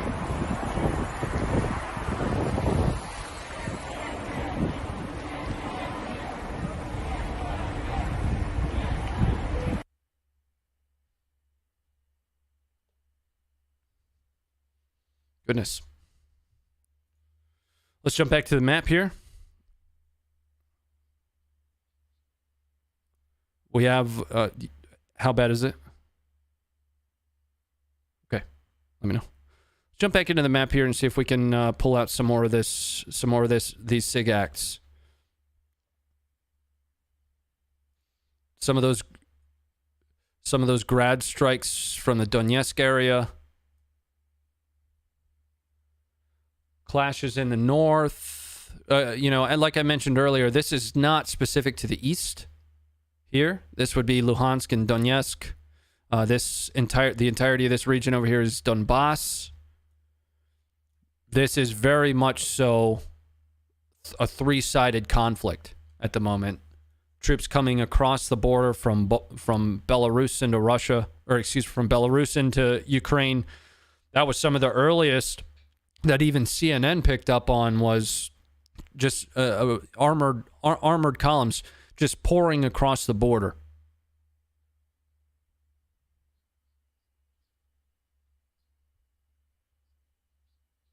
Got it. So this video that we're about to watch is from Snake Island. Earlier, we watched a video of some radio chatter. It was mostly audio with a picture of Snake Island of just an absolute Chad on Snake Island telling presumably either a Russian warship, I believe it was, Josh, telling a Russian warship to go himself. Now what we're going to watch is we're going to watch a little bit of footage from Snake Island. It'll end right before anything bad happens. We'll continue to look for any footage specific to that Snake Island incident, and if we find it, we obviously might not be able to show it to you here, but when we slide over here, you're going to be able to see that Russian warship that they were talking to. Here it is. So before we get started, this is likely that warship. These are some of those Ukrainian soldiers.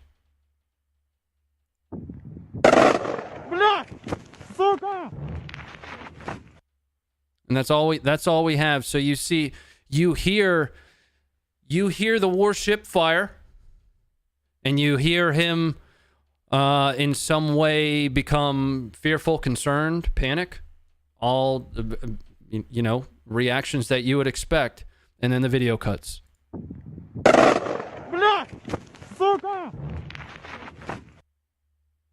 One more. сука!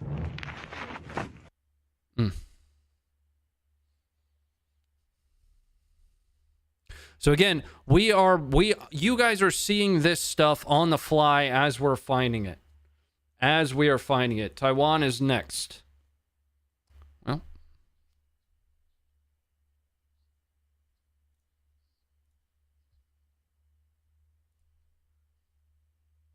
This is from Ukrainian Talk. Okay.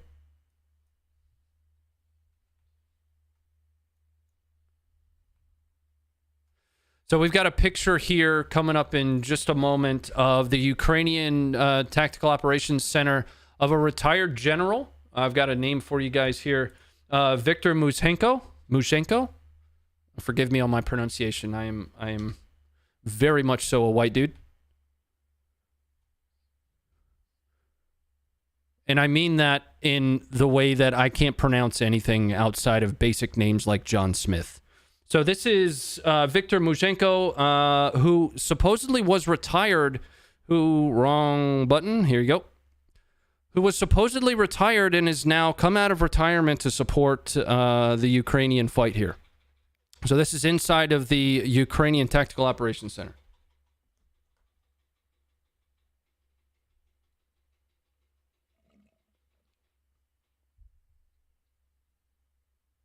Okay. So this is all stuff that the Funker 530 writers and team are in my ear telling me about right now. We're going to jump back to some of that earlier footage that I was talking about. This one here that we're about to watch is the Kiev Reservoir, a Russian soldier parachuting from his chopper after it was shot down. У нас самолет сбили. Прямо у нас. Вон. Вот. You can see that Russian soldier parachuting right there. Да. Самолет чей хоть? Русский, русский. Русский? Now, I'm going to show you some additional footage here, presumably before this happened, of helos helicopters over the Kiev Reservoir, very close to the capital city of Kiev, popping flares and receiving both small arms and anti-air here. So these are the same location, obviously linking them. That's the only thing that we can do at this point. I don't know whether or not one of these choppers is one of the ones that we just watched in the previous video. Блядь, ебать, Павли в нас Close летят. attention to the middle of the footage here.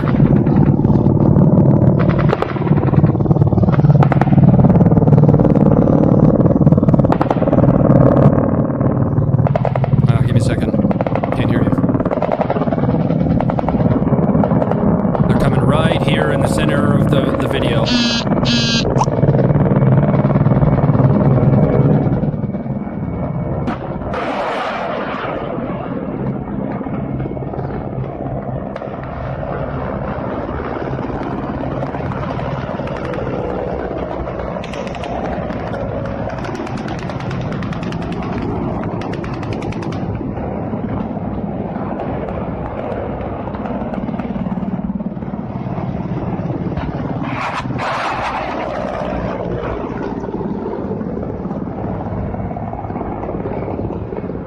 So you can hear that anti-air, you can hear the small arms, you can see the anti-air.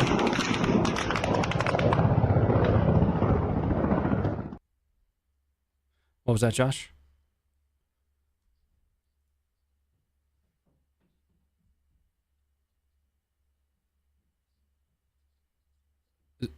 Is it in English? Okay. We're going to watch the most recent statement from the Ukrainian Ministry of Defense.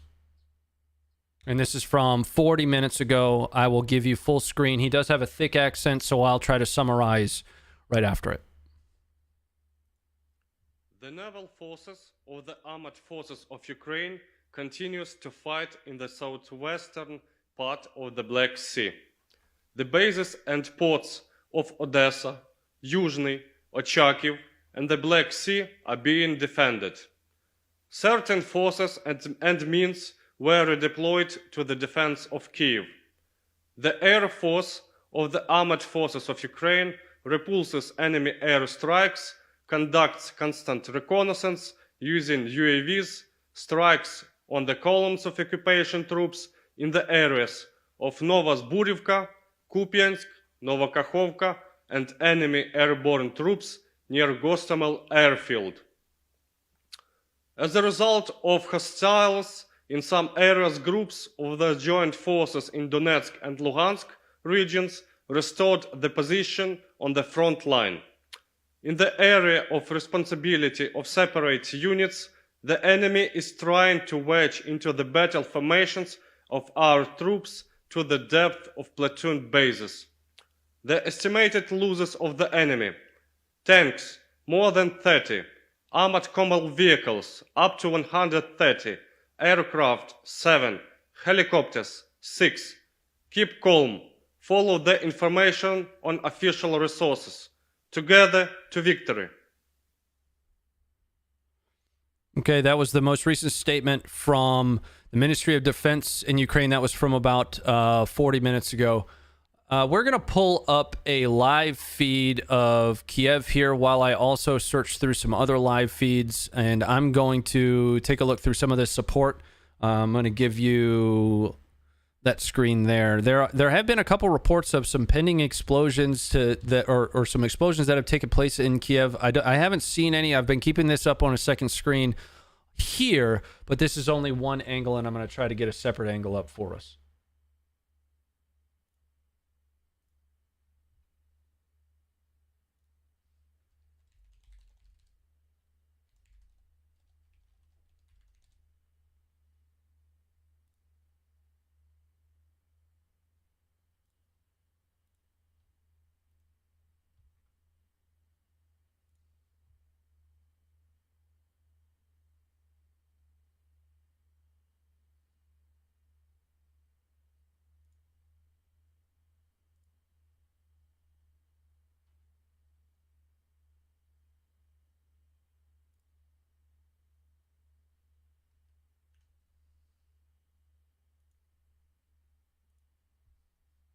Okay, I think I've got a good one that will pull up a multi-view here.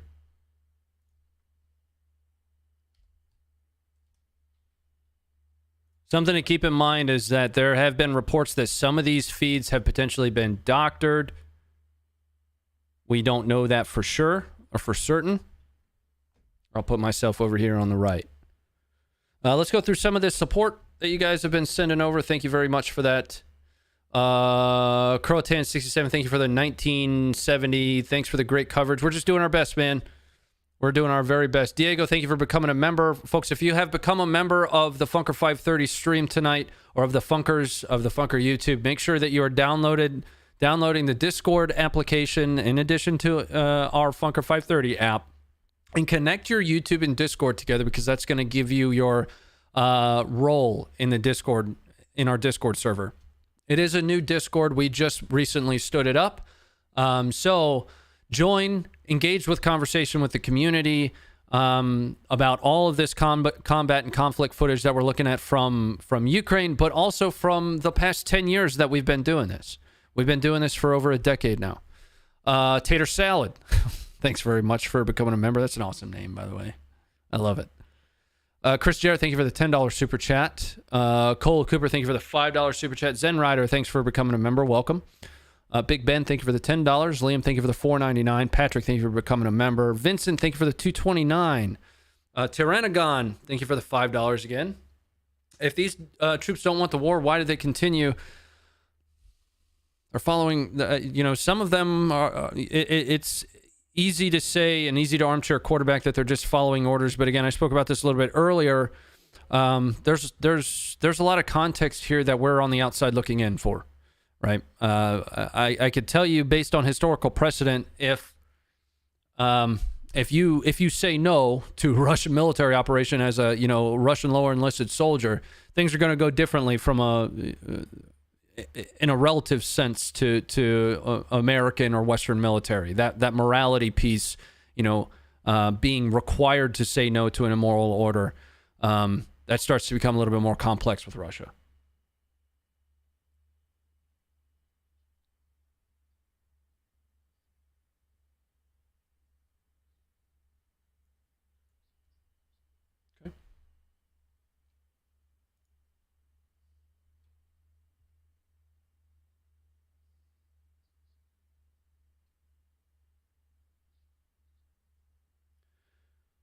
So I'm gonna post some information coming out of Poland. If you guys happen to know folks that live in Ukraine, or if there are Ukrainian refugees that are wondering what the next step is for you, Poland has essentially offered a visa-free transit into Poland. I'm gonna paste this like 2 or 3 times here in the chat, and please, if you happen to know somebody, please make sure this information reaches as far as possible.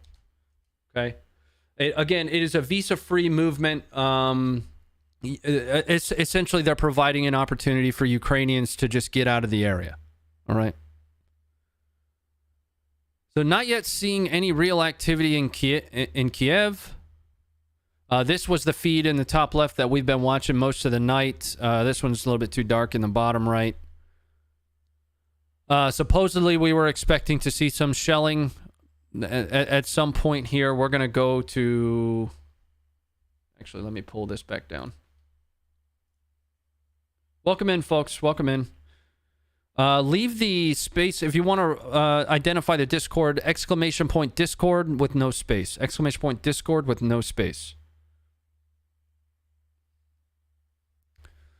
Thank you again for joining us. We'll be going back to some of the other footage that we've been talking about here in just a few minutes.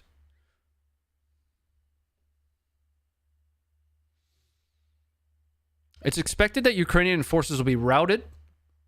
What do you think are the chances that Ukraine forces are pressed and fall back to NATO, Poland, and perhaps Slovakia with as much of their arsenal as possible? I am more of an optimist and like to believe that Ukraine will be able to set up some form of a defensive posture to retain something of Ukraine. I don't think Ukraine, in the state that it is now, will ever exist again. I don't think that will ever exist again. I'm going to adjust this here so we have at least these left too. Looks like this second from the top on the left, middle left is Odessa. We watched some footage earlier of conflict in Odessa, specifically surrounding the military academy, Odessa being in the southwest of Ukraine. It's a port city. There had been a Russian signals intelligence or an intelligence collection ship off the coast, just soaking from a collection perspective for a few weeks. Early on last night during our live stream, we saw a lot. I shouldn't say a lot, but at least a few explosions. We have started to kind of chalk that up to preemptive strikes on the airport that's near Kiev. The airport was originally supposedly taken by Russian forces, but has since been recovered by Ukrainians. Specifically, the reports indicated that it was Ukrainian Spetsnaz. Any news about the combat near Pripyat at Chernobyl? So the reports that we had were that Chernobyl had fallen to the Russians. And we could probably divert back to our big map. Let's give it a refresh here.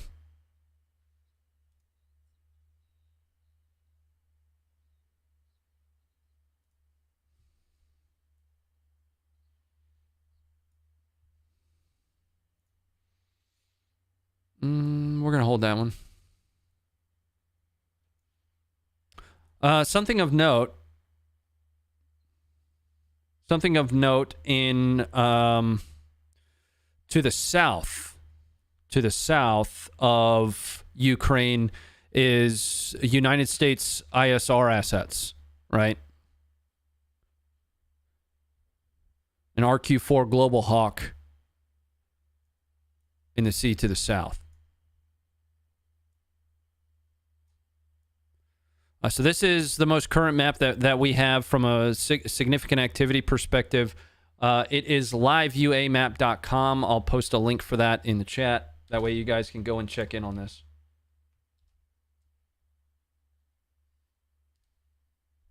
Hello, I'm from Ukraine, city of Dnipro. It's quiet here. Okay.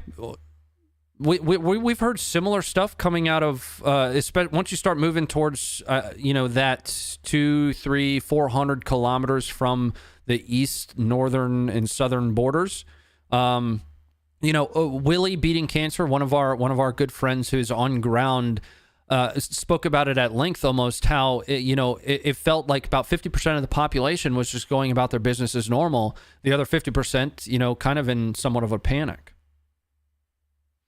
Don't worry about Chernobyl. It was just on the way. Yeah. So for those that are wondering where Chernobyl is relative to the rest of Ukraine, this would be Kiev. This is the capital of Ukraine right here in the middle. Let me pull this to center that for you.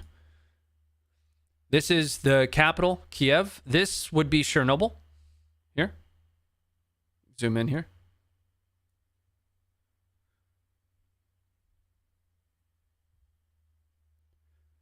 Now, some of the concerns with Chernobyl is there's still from an infrastructure perspective a lot relative to electrical up here near Chernobyl, but Chernobyl is still an active nuclear radiation site. So, depending upon how heavy the casualties are, I would love to have somebody that has a little bit of an understanding of nuclear fallout, nuclear waste. What's the potential that heavy activity there could make that whole situation a little bit worse? I don't have an answer for that. I don't. I wish I did. There were reports, and I talked about this earlier, of Ukrainian army capturing a motorized brigade, specifically the 74th. This was what came out of that earlier.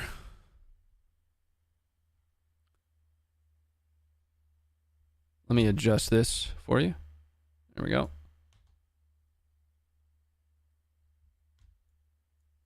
I am running all of these graphics myself, so please be patient with me. And that was reported to be around here.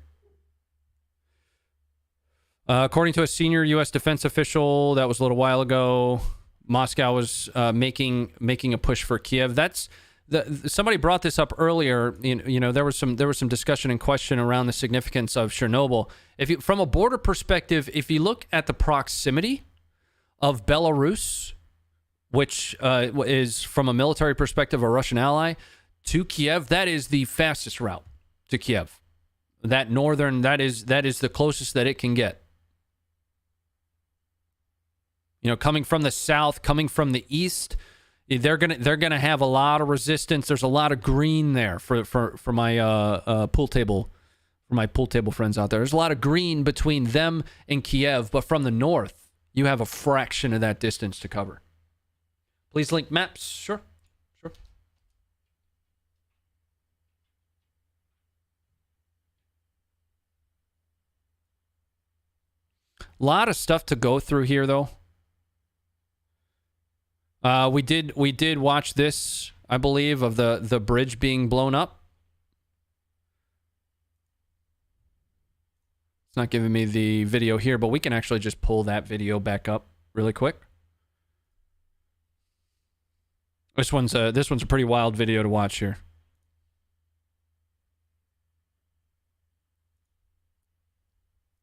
This is a bridge being blown up by the Ukrainian military to keep it from being used by Russia. That poor car. I'm telling you, he zigged when he should have zagged.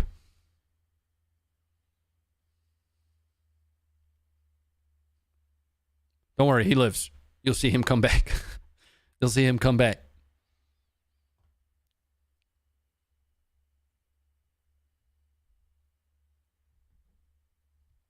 And then let's go through some of this other footage that we had, because I'm sure there are regularly new folks. Some of it you guys have already seen that have been here with us for a little bit.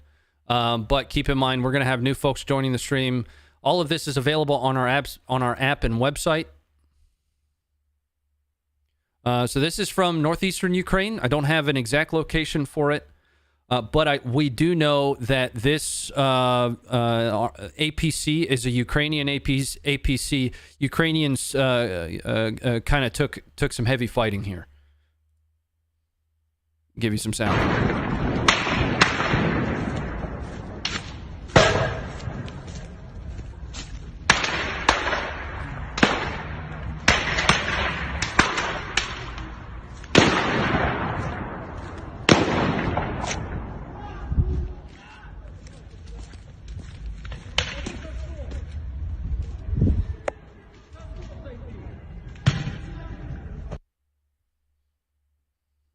Mostly a lot of audio from that one. Just some of the footage that we were able to get up on the website earlier today. And I am tracking. We do understand that there are a few technical difficulties that we're having with it. It is not a load problem. It is not a traffic problem. Something else is happening. We don't know what it is, but take from that what you will. This is another Ukrainian APC that was just absolutely destroyed by a Russian strike.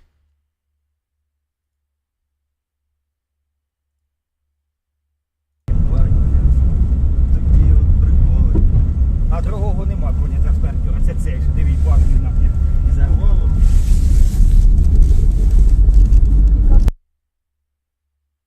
Watch that again.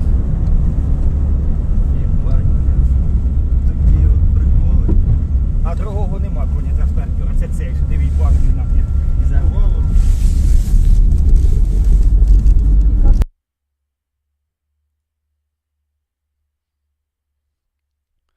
Can we talk about the Ace absolutely destroying Russian jet? We mentioned it earlier. We've got just an absolute badass being reported on, a Ukrainian fighter pilot that has already shot down 6 Russian jets, as reported by the Ukrainian Air Force. The cab driver must have crapped his drawers and ripped to that APC. Yeah, I don't know if he was a cab driver. But I know that he probably is. I bet he wore his brown pants and he's happy about it. Let's just put it that way. He's cracked. Let's check back in on our live feeds. Here. Still not a whole lot of activity in Kiev, nor in Odessa.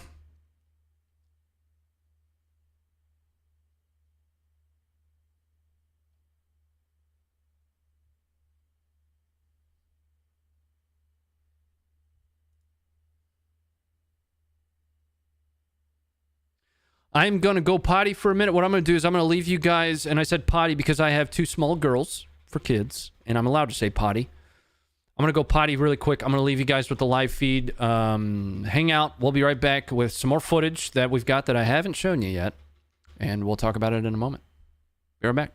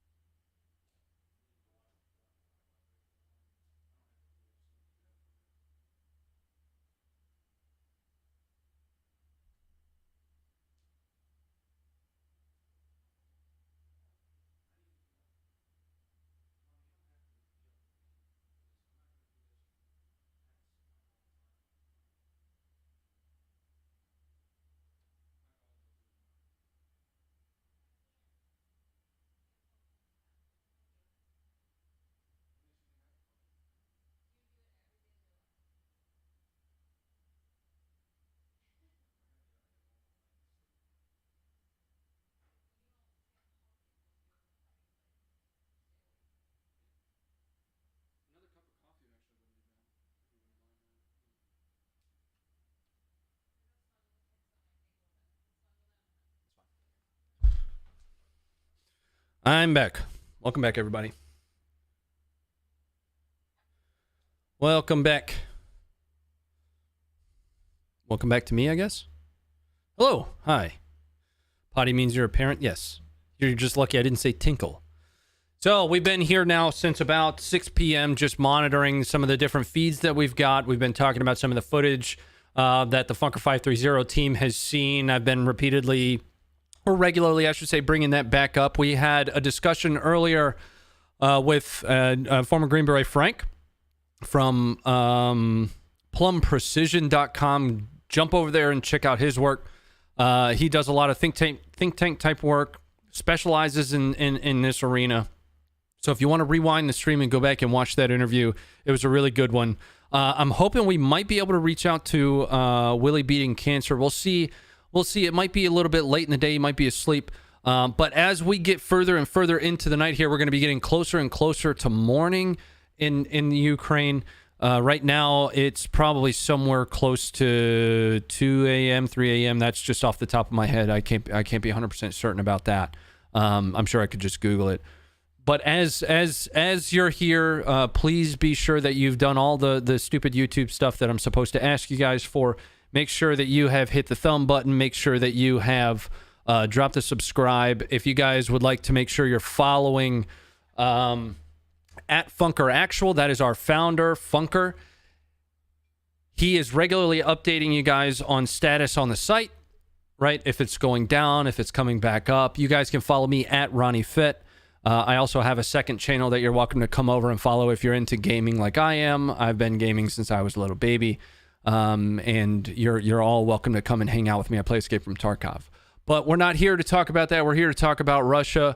We're here to hang out with the community. We're here to hear from you. If you are new to the community, welcome. We've been here for over a decade covering combat footage. It's our mission to make sure people understand and see the reality of war. Our team is entirely veteran-run, veteran-owned and operated.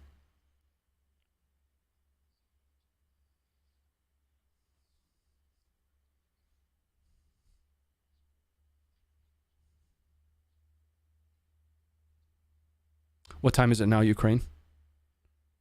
Do we know? It's 10 at night, Ukraine? So we've got reports that I've seen in the chat, and I was just talking with Josh. If you'd like a better understanding of who our team members are in the Discord, we have a Meet the Team section that you're welcome to jump over and take a look at. I was just hearing from Josh that we are seeing those reports now that are coming out of the Ukrainian Ministry of Defense, or at least their intelligence apparatus, saying that they believe that there's going to be a large-scale bombardment of some kind in Kiev at around 3 a.m. Ukrainian time. We're checking in on...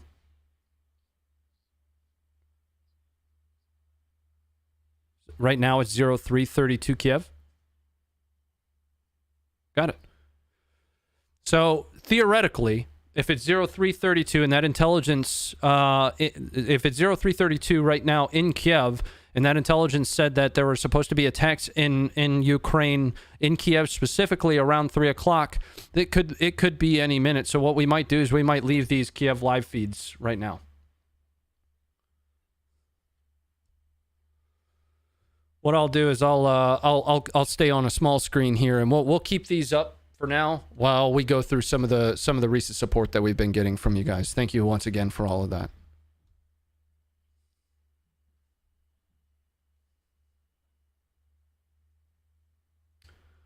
This guy don't read. Hello, bombers in air, dude. Confirmed by multiple sources. I'm human, brother. I can't catch them all, man. I'm doing my best. I appreciate you being here, though. What's the deal at 3? There are intelligence that there are bombers in the air that are supposedly going to be impacting Kiev here sometime around 3 o'clock. We are watching, a multi-Kiev feed here, but we also have feeds from Odessa in the southwest and a few others. So theoretically, we should see something in some of these feeds if something does happen.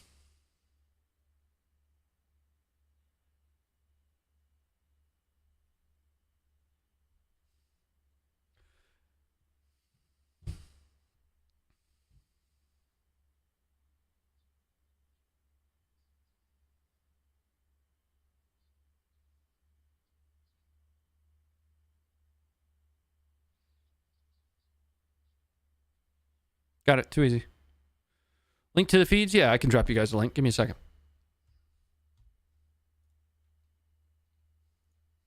There you go. There you go. It's just another YouTube channel.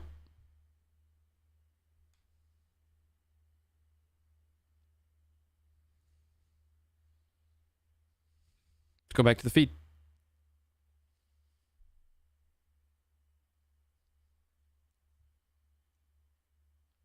If we have a video for you guys, where do we send it? That's an easy question to answer. We have a submission form. So you go to funker530.com/submit. You can type that in your browser, and that'll take you directly to our submission form. Someone moved cam 2. Yep, I have watched that camera moving a little bit regularly.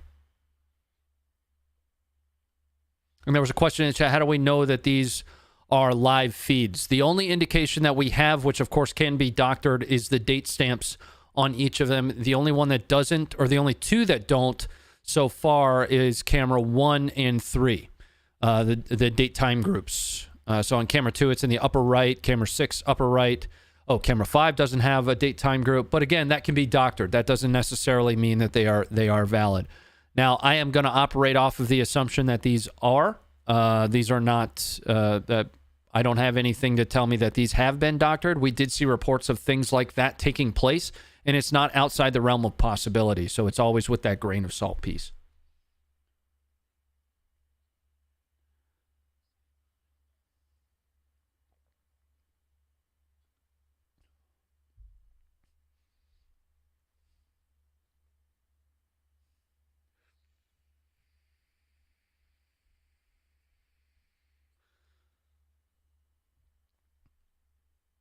I'm not looking at it.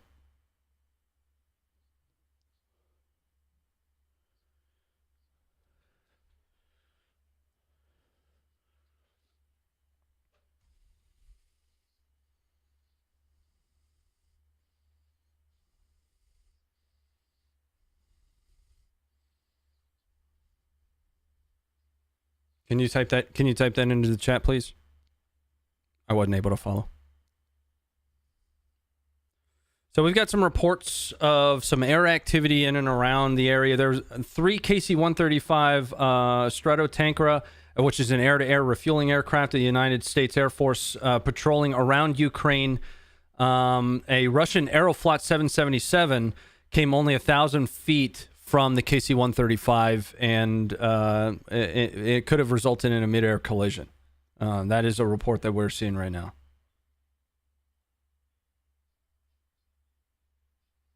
And they're also on flight radar. And we can pull up flight radar here in just a little bit. Are you worried about all this? It has the potential to have a pretty major reverberating impact to not just Eastern Europe, right? You know, the state of Ukraine as we knew it 2 weeks ago will likely never persist.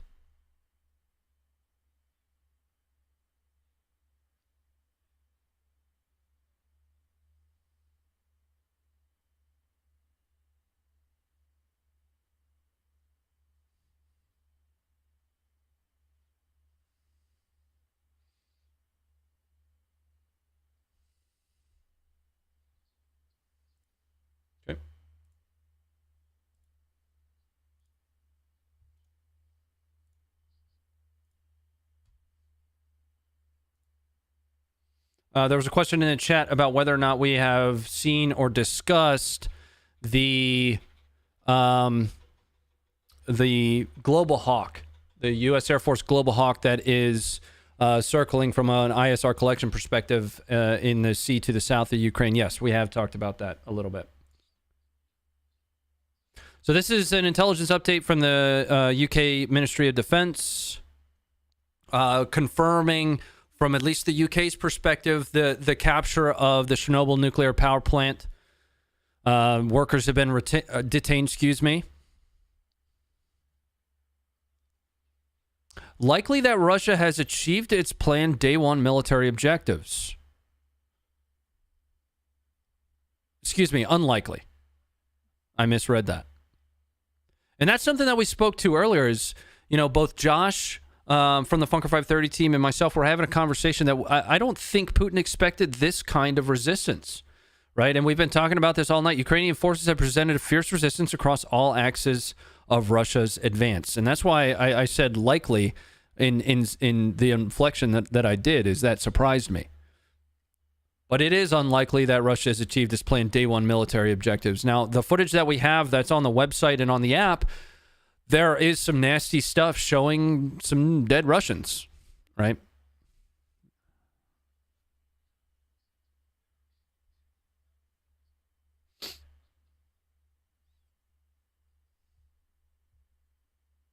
About 3 KC-135s are orbiting above Romania and Poland, 100 to 200 kilometers from the Ukrainian border. Yep, we actually just spoke about that.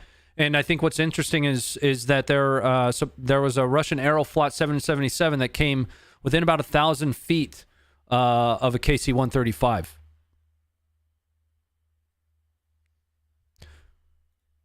Let's go back to some of our feeds here for a moment. Matter of fact, I want to check in on our Twitter fall coming up now.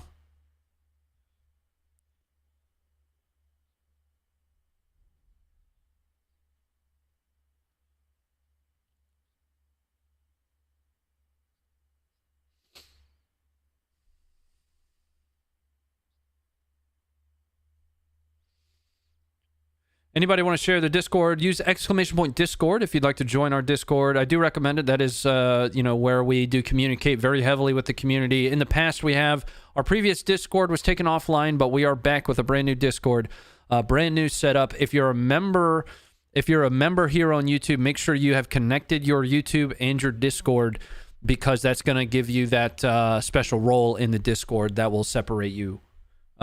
You get a special color on your name. Eventually, there will be a hidden area in the Discord for you to access and discuss amongst other Funker members.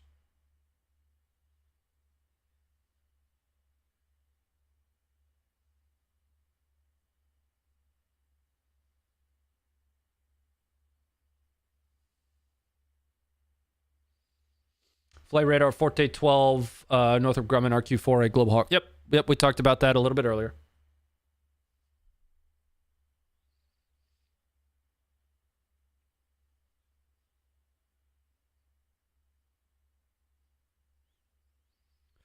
Sumi's in flames, heavy small arms fighting. Sumi is in the north. Yep, we did look at some footage coming out of Sumi earlier. I can pull some of that up here in a little bit.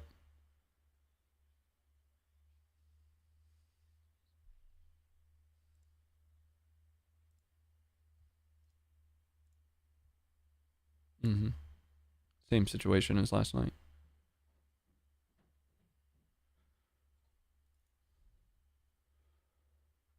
Can you just link me to the flight radar page? Thanks. I had it up earlier. I'm talking with the Funker 530 team in my ear right now. Thank you, lovely. And my wife just brought me some coffee.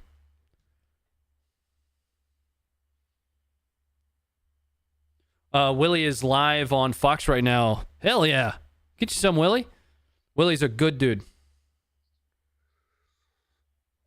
Willie was live with us last night. Willie beating cancer. We have been working with him over the last few weeks. We've been working with him over the last few weeks. Got it? We're going to take a look at flight radar here.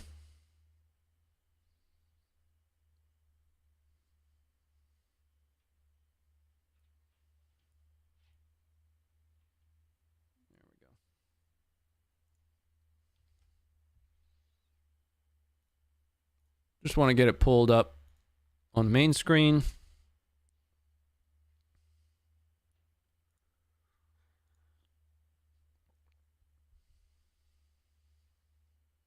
Coffee looks stout.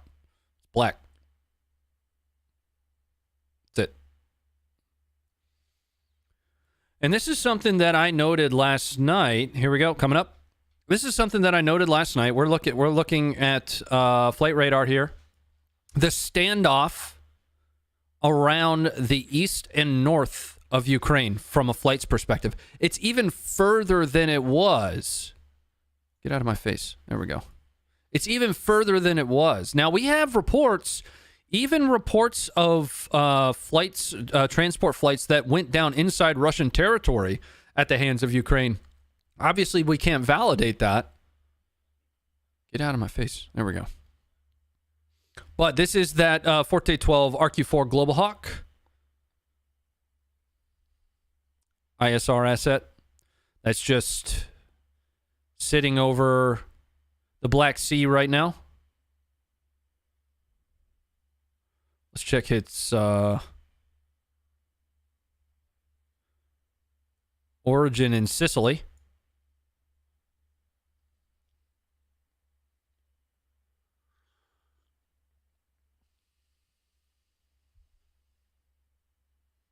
Want a cup of Joe? It's 1:44 a.m. here. Thanks for that. You're very welcome. I'm here for you. No, thanks for being here. Thanks for hanging out with us for a little bit. What's up, Josh?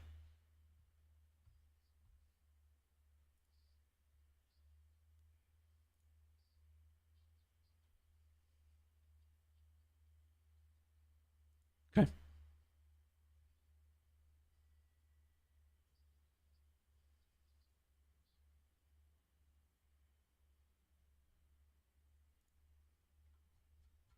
Give me a second, just checking in on our Discord for a moment. Discord's popping, guys. So if you know you'd like to converse off of YouTube in our Discord, jump on in there. And we need somebody that speaks Russian. So if you speak Russian, get into the Discord and at moderators. All right? At moderators. What did you say this was? Just a... Вот основные войска подходят. Без опознавательных знаков. Улыбаются ребята. Okay. So something that has been noted pretty heavily in the media are these insignia that have been placed on Russian armor. Right? It's a Z. Sometimes it's surrounded by a square, sometimes a circle, sometimes a triangle. So this is that Z force moving into Kakhovka and raising the Russian flag over a hydroelectric power plant. Here we go, coming up now. Вот основные войска подходят. Без опознавательных знаков. Улыбаются ребята.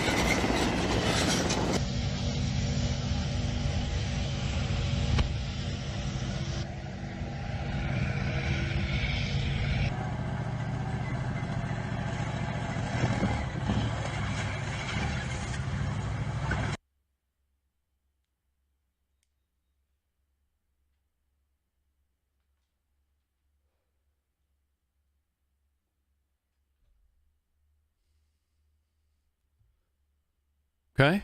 Thanks very much for that.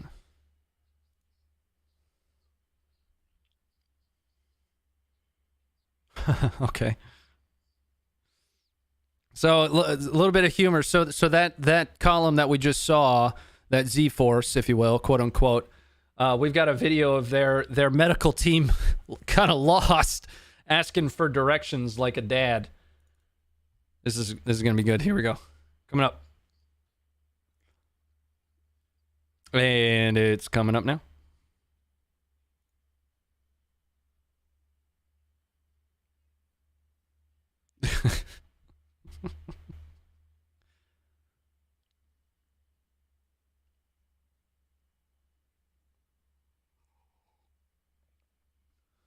There is no audio. There is no audio to this clip. There is no audio to this clip, guys.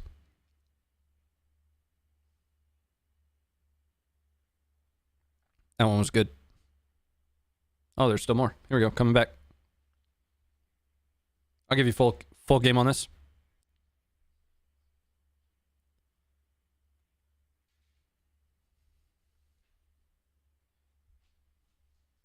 Now, there have been a couple, I was reading about, some theories relative to the Zs, and there are a couple different perspectives on it. One is from a fratricide perspective, because Ukraine and Russia use such similar equipment, ensuring that Russia is able to identify which vehicles are theirs and which vehicles are not. That was one of the kind of theories, if you will. Another... which it's more likely a combination of both. Another was specific to different roles dependent upon requirements or mission sets. Different columns. Some of these groups have triangles around them. Some of them have squares around them. So dependent upon what their role in the invasion was, that's another theory. But I mean, supposedly when a journalist asked the United States to respond, I want to say the White House responded with, or asked the United States why they had Z's on there. The United States responded with, I don't know, ask the Russians. That curt of an answer, too.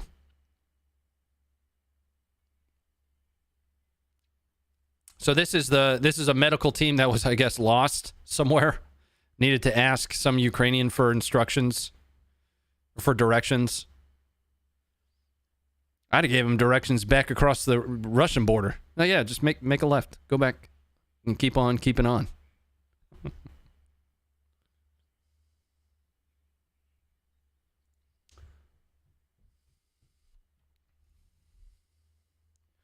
Bro, it's Crimean reinforcements ID to avoid friendly fire. That's what I said. You know, fratricide. It's one of the theories there, and it makes the most sense. But what's the differentiation between the triangles, the squares, and the circles? You know, the theory that goes along with those is mission requirements, dependent upon which force you're with and which element of the invasion you're a part of. You would have different shapes around it.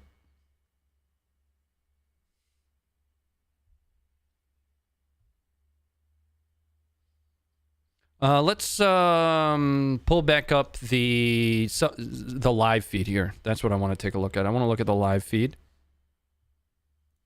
See if there's any activity happening. I also want to see if we can get a better... There we go. That's a little bit better. Let me give you a little bit more coverage there. Still don't see a whole lot happening in Kiev, nor Odessa. These are just single views, though. Something that is interesting. I'm going to show you this upper right, not quadrant. There's more than 4 there. I'm going to show you this upper right section here. This used to have lights on it. There used to be lights here. There are not anymore. Right here.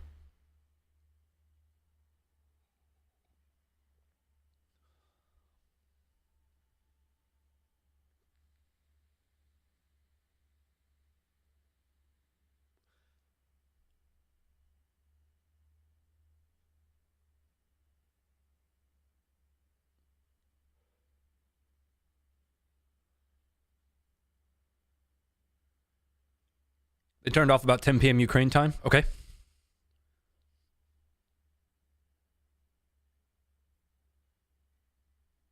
How recently did it have lights on it? Supposedly around 10 p.m. Ukraine time, and right now it's probably about 4 a.m. Ukraine time, so maybe 6 hours ago or so.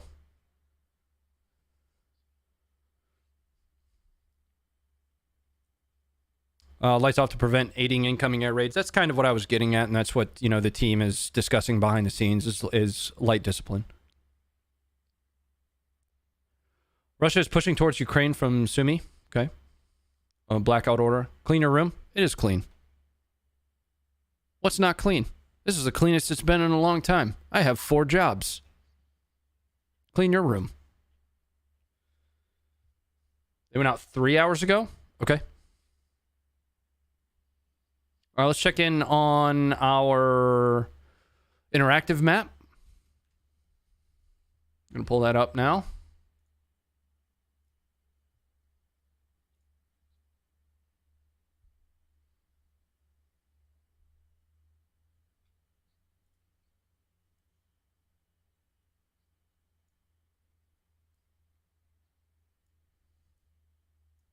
All right, here we go. Let's pull this back up.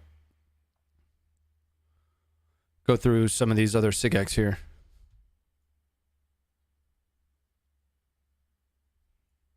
Too easy, brother. Well, some heavy concentration of fighting was in Kharkiv. Haven't seen a whole lot of footage coming out of Kharkiv. We do have quite a bit more footage that we are sitting on right now. We want to get that up on the site, but with the site troubles that we've been having over the past 12 hours or so, what we don't want to do is end up causing or making things worse. So here very soon, there's going to be more footage hitting the site, hitting the app. Check in on that. Matter of fact, we can check in on it right now. Make sure it's live. It is. It is. I can show you guys the website. There is a dark mode. This is our website. All of this footage that we've been covering down here in the most recent videos, we do have a tab for Ukraine specifically. So check the categories and go to Ukraine here. And you can see all of our coverage of Ukraine. You can see my interview with Willie beating cancer, Matt Williams, from last night. You can see some of the chopper and fighter jet coverage that we have. We watched the SPG-9 footage here earlier. Some of this stuff I can't show you here, right? If it says not safe for work, I'm not going to be able to show you here on YouTube. We talked earlier about the protests that are happening across Russia right now. There is a lot of resistance within Russia to Putin's invasion, including in St. Petersburg, Putin's hometown. Now, they are arresting protesters by the thousands at the moment. Check Russian protesters against war being arrested. Yes. Yes, they are. Yep. And we do have coverage of that. We do have footage of it. And all of this, the majority of this footage is raw. Now, the exceptions to that are going to be any Funker News Network episodes, which I host for us, where I try to break down context in some of those videos that we don't have a lot of context in the video itself. But once you were to open one of these, let's dive in, and I can show you how to navigate through the site. That way, when you do go over there, you know where you can find some of that context. We'll open this one here.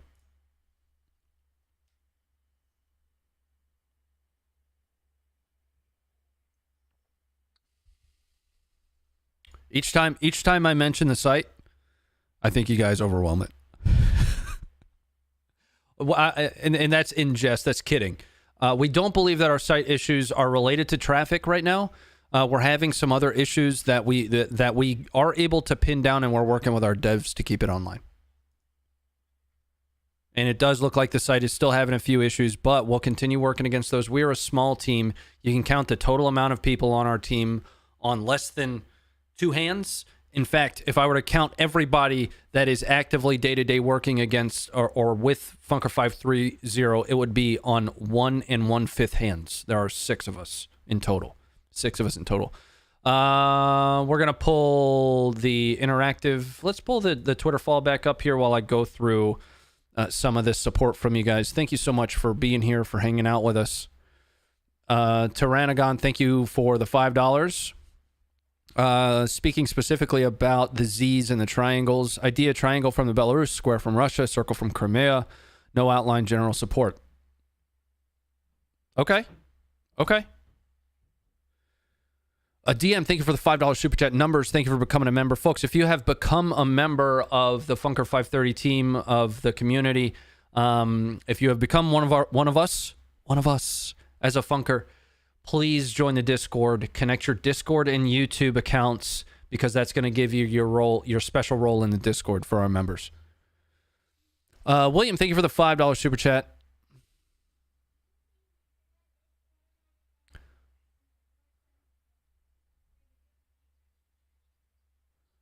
Jeffrey, thank you for becoming a member. Good copy. Eric, thank you for the $10. D. Clarkson 90, thank you for becoming a member. Unknown Equinox, thank you for $5. Brian, thank you for the $9.99. Bueno Actual, thank you for the $5 super chat.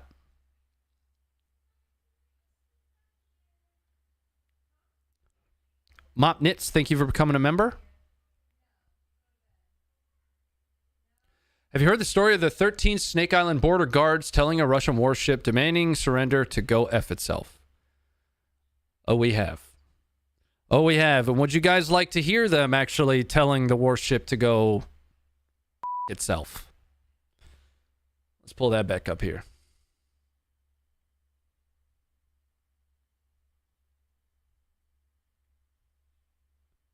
Here we go.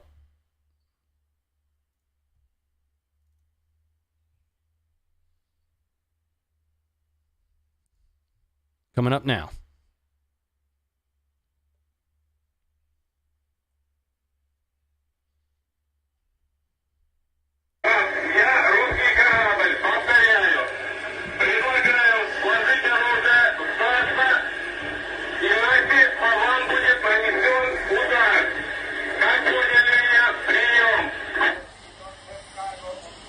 Все. Нахуй тоже надо. На всякий случай.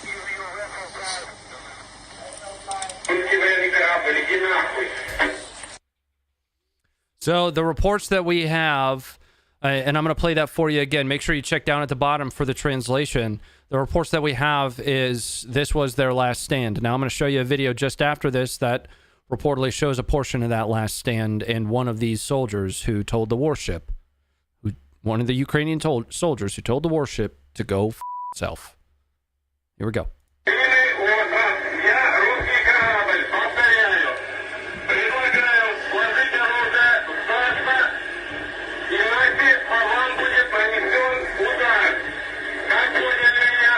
Oh, sorry.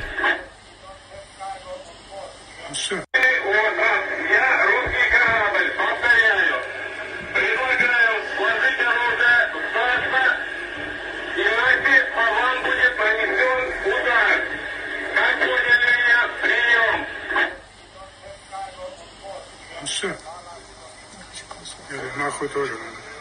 На всякий случай.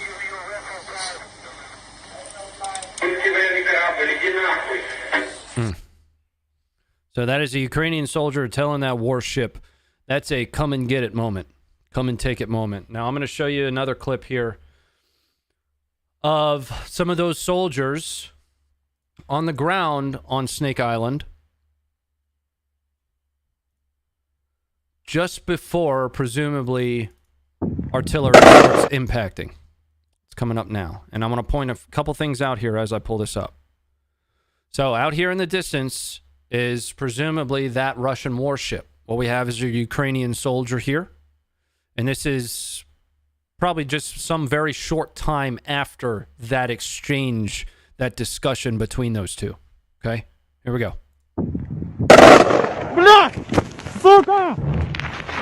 Let's break that down for a second. So, you hear what would be the warship firing right there. And then you hear the panic and suka coming from the Ukrainian, and the video cuts out. Okay? So that is the story to the 13 soldiers, Ukrainian soldiers on Snake Island. Reportedly, all of them were killed.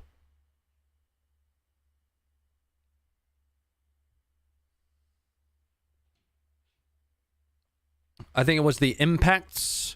I don't think so. I think that is it firing. Right, let's watch it again. You could be right. What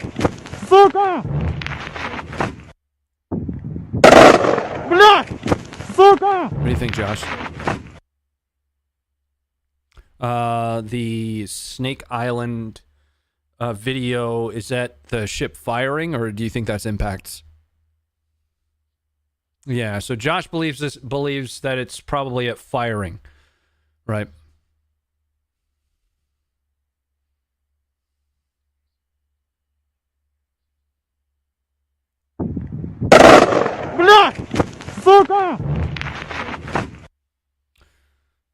There is our Snake Island stories. Let's pull back up another live feed of Kiev. Maybe check in there.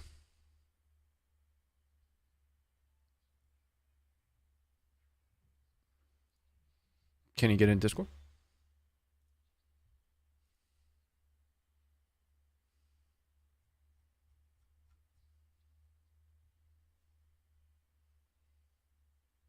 Can you just put us in a chat together, and I can call the chat? Okay. Do you have an open message with him? Up at the top, there should be a little person with a plus sign next to it. Add me to it.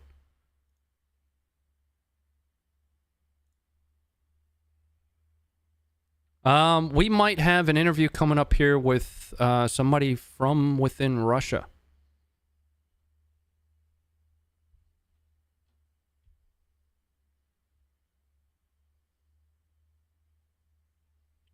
I'm gonna jump over and give you guys a full screen here. Stand by for that. This is gonna be good because I'd love to hear what a Russian thinks about all of this.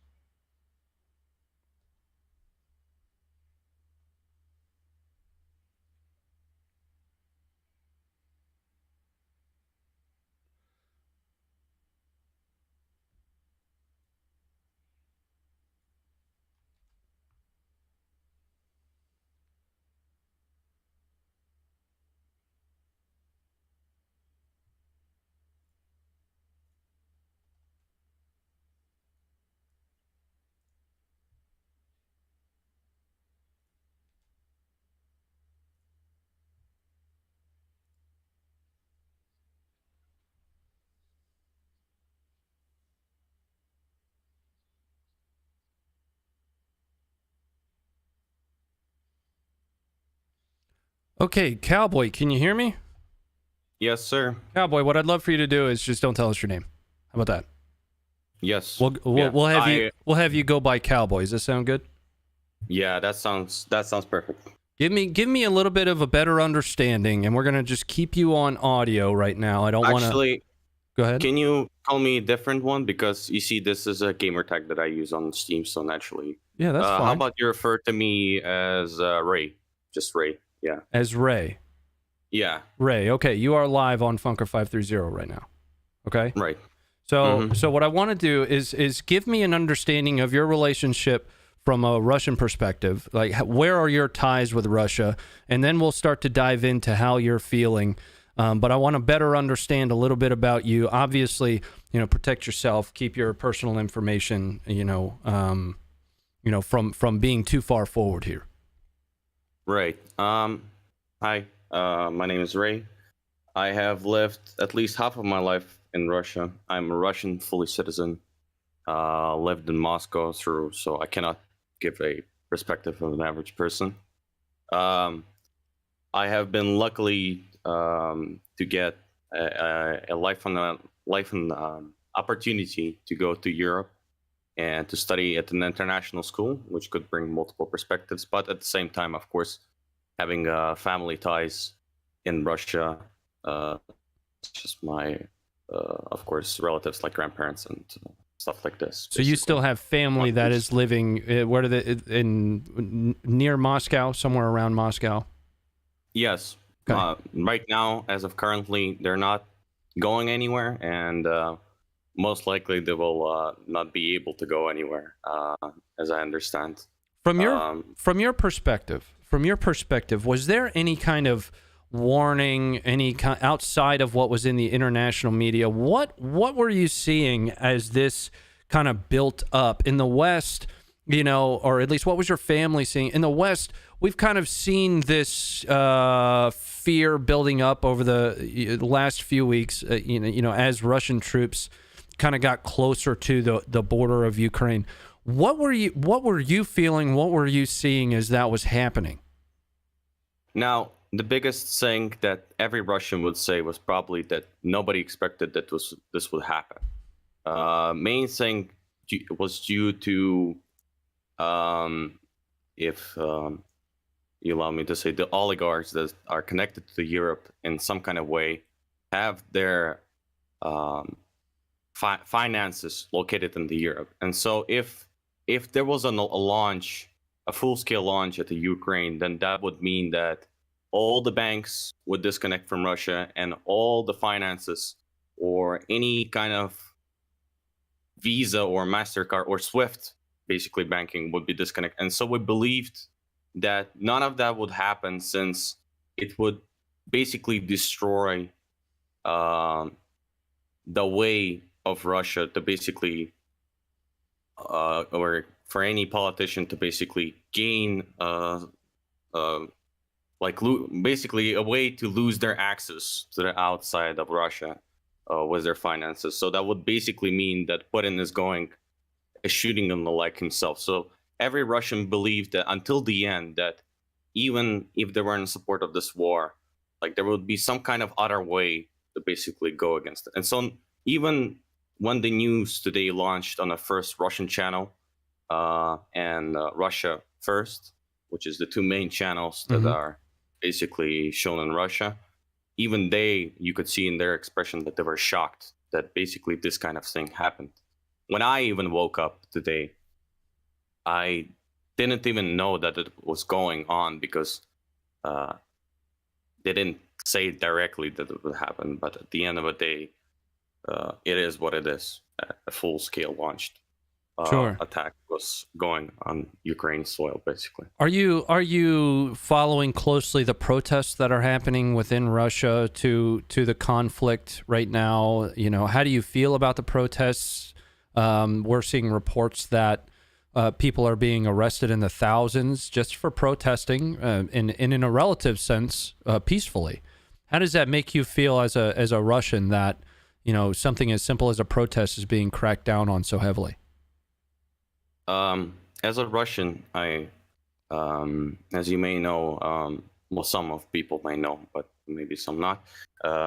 The meetings, we call them, well, we call them meetings, but the rallies or in whatever the peaceful protests that have been organized by people themselves are not allowed anymore in Russia for a pretty long time, or I think for around a year already, since there were political tensions within the country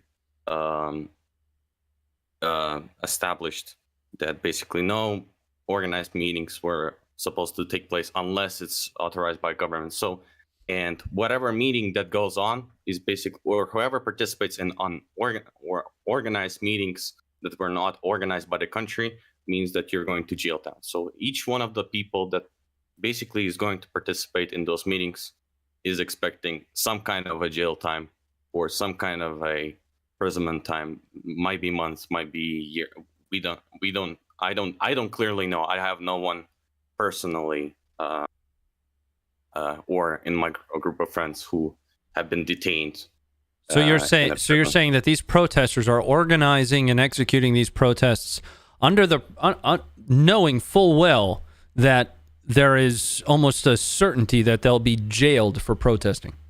Yes, basically that is every single one of these people who are basically going to the protest right now willingly they know themselves that they're expecting a jail time in some sort of way or some sort of way. I might like over exaggerate that my jail time could be a year, but it's still a jail time and some significant time, like weeks or months, or we don't know what will happen to them. And each one of these people are brave for going out and showing the protest. So it is amazing that even the people went out by themselves, because before, when the meetings were organized, they were usually organized by the opposition of the Russian government.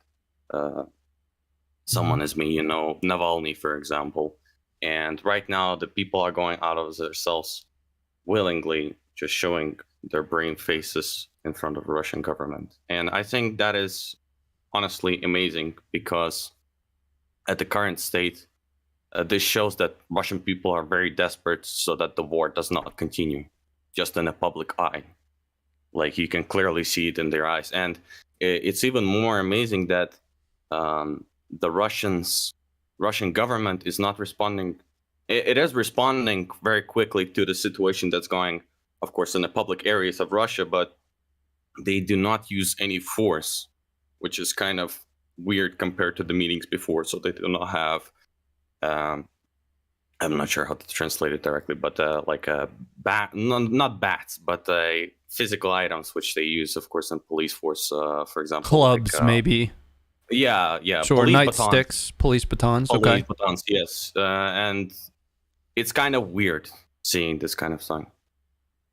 But weird. Yeah, that is. It's weird seeing that they still detain people in a very forceful way. So basically, six policemen comes up. That's what usually they do. The six policemen see the crowd of people. They come up to them. They, of course, encircle them, and then they forcefully grab them and put them in, of course, the prison wagon, which takes them to the nearest police station. And we don't know the fate of them, of course, from now on there. But at the end of the day, they do what they have to do, and they still are doing. So what is the next step? And please, once again, do not give me any location details. But what is the next step for your family? Your family is still in Russia. Where do they go from here? Do they stay in Russia? How does that feel? So right now there's multiple, I would say, panic going. As always on the first day of a conflict, there's always panic, and there's bound to be natural panic, which I, of course, try to calm with my family down. And mostly, most people would like to leave right now, but at the same time, if you would have left, you would have done so long ago, because I believe that some Russians do believe that the war would have happened. My family, personally, I would say right now, we have discussed this today, and right now we're just going over financial plans right now. So, because I personally have a bank account in Russia myself, and of course, I'm taking precautions today as taking out the money out of a bank, because soon enough there will be sanctions naturally, which will not allow Visa cards that are attached to Russian banks to take out the money outside of Russian state-owned banks, right? Yes, Russian state-owned bank. Naturally, like if you have of course, European card or whatever, U.S. bank, or you will be naturally. But if you have a Russian state bank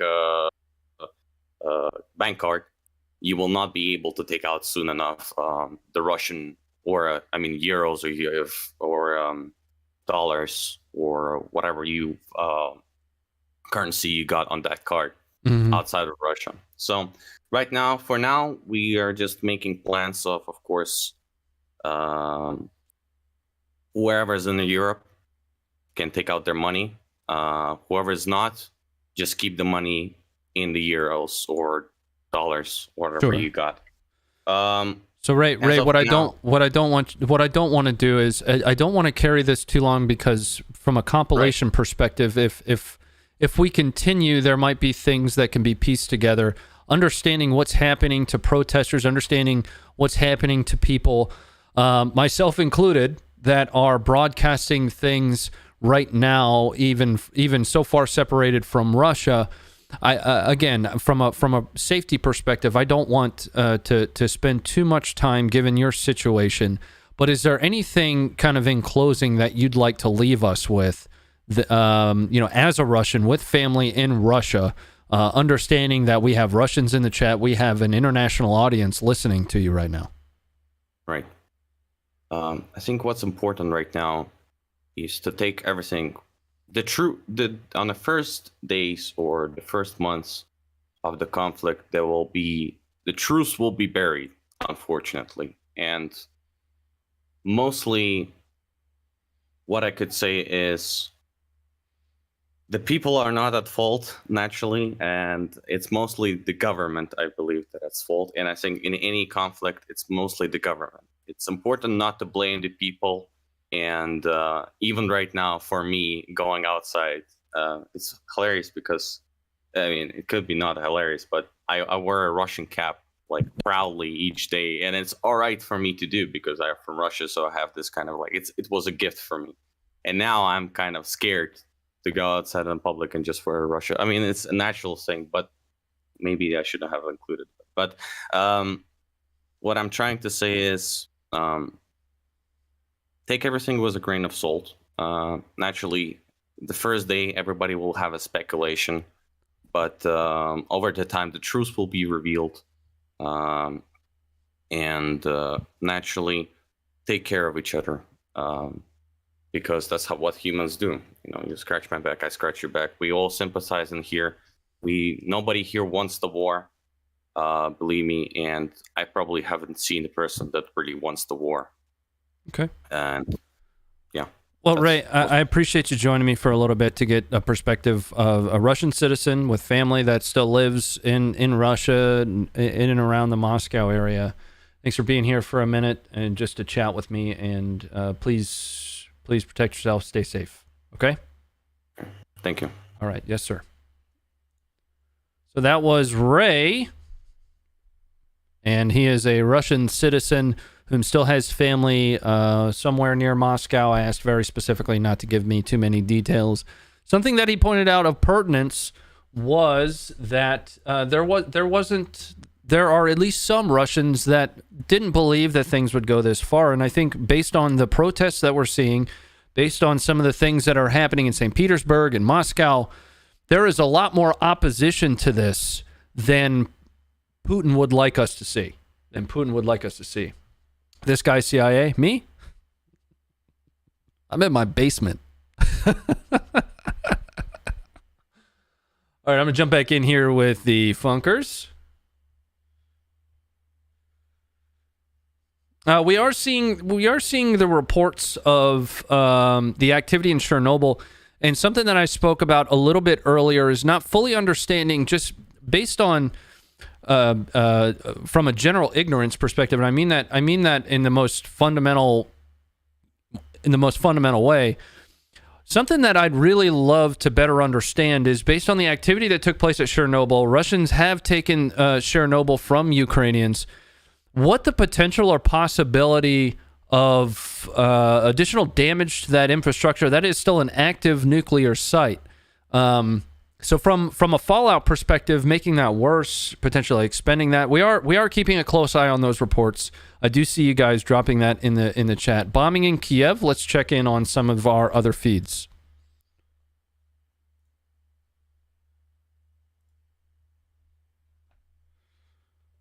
All right, so we've got the feeds up here.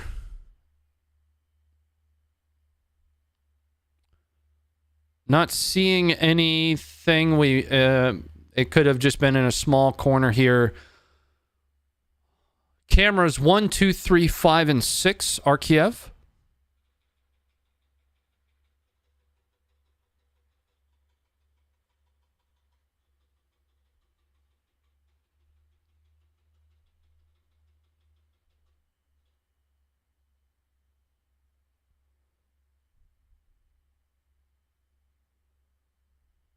Still not seeing anything there.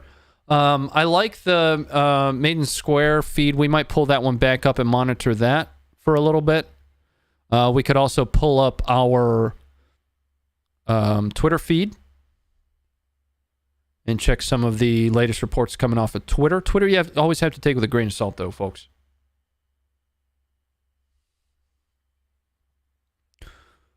Four has small explosions I can see. 4 is Odessa. That is many, many, many miles from Kiev. That's southwestern Ukraine.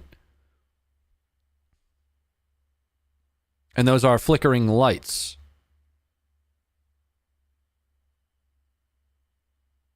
And what it appears to be with those is some form of, a rotating light. If you look in the background, just to the lower right side of the 4 there, right here, you can see this light is what is causing that flickering.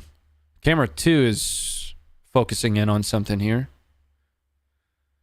Don't see much happening there. Sounds of explosions on Kiev stream. Okay, let's check in on the full Kiev stream.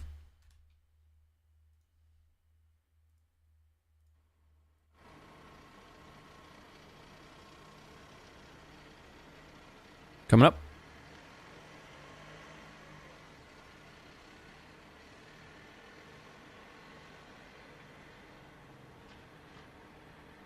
See if we can get some better quality off of this. Oh, best we can do is 720. I'll try to find a better feed.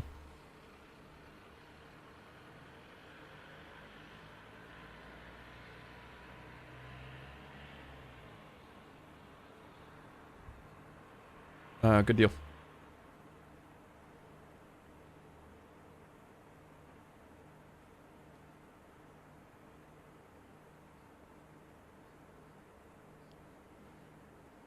Got it.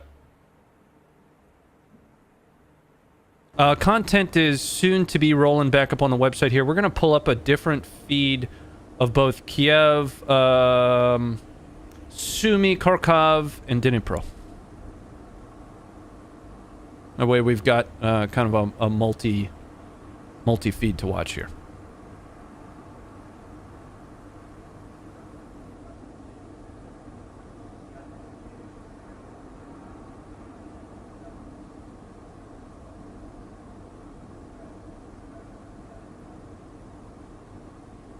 Local time about 4 a.m.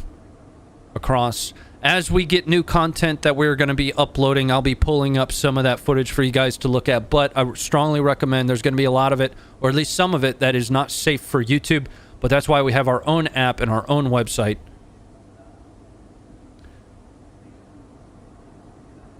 Hello, do you know if there's been any air-to-air engagements? Actually, there has. We have reports of air-to-air happening from both sides. Now, the most pertinent and most reliable that we have so far is we have reports from the Ukrainian Air Force of an ace that has supposedly taken 6 Russian jets out himself. 6 Russian jets. Pretty amazing. That would make him the first ace pilot of the 21st century, actually. Potentially. We'd have to... the Ghost of Kiev, that's right. I'm going to show that. Let that one... Come on, come back. There we go.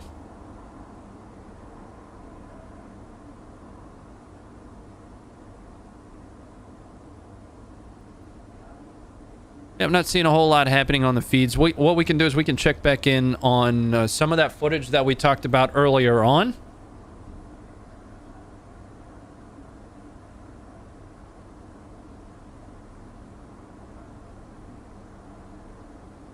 I believe we were about here. I'd love to show you guys this one again. This one's a good one to watch. This is the Ukrainian military taking out a bridge to deny access to the Russians. This car should have probably gone this way.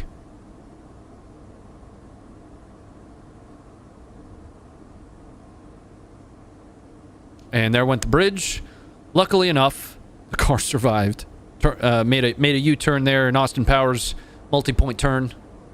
Turned right around and came back. American CIA agent.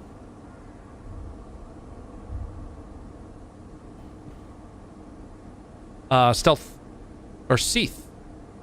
Thank you very much for the $1, and for the $1 before that. Jay, welcome to the Funkers. Thank you for the membership. Clayton, thank you for the $4.99. Aiden, thank you for becoming a member. Jacob Lee, thanks for the $5.56. Clayton, thank you for the 99 cents. I appreciate that. If you are new to Funker 530 and you're not familiar with who we are, we're a small team of veterans that are doing our very best to just bring combat footage to the forefront, cut through the narrative, the agenda, if you will. We showcase that raw under 99% of circumstances. Sometimes if it is too nasty, we are not a gore website or a gore app. That's just not for us. If it's too nasty, we'll throw a blur on it or something along those lines, or we won't publish it. But our mission is to showcase combat footage to help people understand what combat truly looks like. Our team is entirely veteran run. We are veteran owned and operated as a company. We're a small team of 6 people. Explosion above Kiev at 0420 visible on this. See if we can see anything there.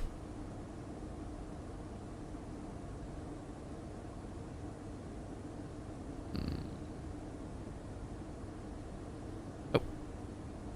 We'll pull the feeds back up here.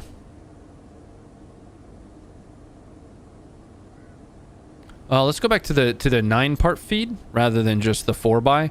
I like the 4x4 because that gives us a little bit of just about everywhere we would want to be looking right now. Coming up. Troy, thanks very much for hitting the member button.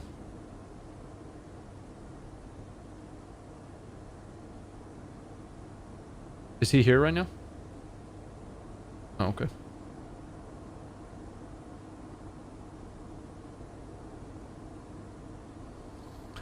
U.S. Air Force has been just off the coast of Crimea all day. Yep, tracking. That's RQ-4A Global Hawk.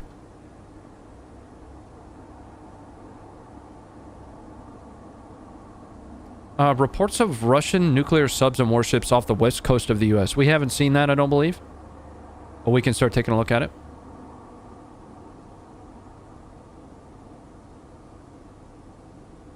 Wow, this is one of the longest live feeds of all time. Welcome done. Oh, or well done. This is only 3 hours. I stream Monday, Wednesday, Friday over on another channel, mostly playing games. But my background, I've got about 15 years in military intelligence background, along with information operations. And I do most of our forward-facing content for Funker 530. So every Thursday, I stream here. Now, we did put up a stream yesterday, late in the evening, around 10 o'clock Eastern Standard, just after Putin announced the special military operation. And under normal circumstances, I go for 4 or 5 hours. So this one's easy. I don't know if Joe Biden is awake still. I don't know. He's taking his Metamucil. Not sure. I'm sorry?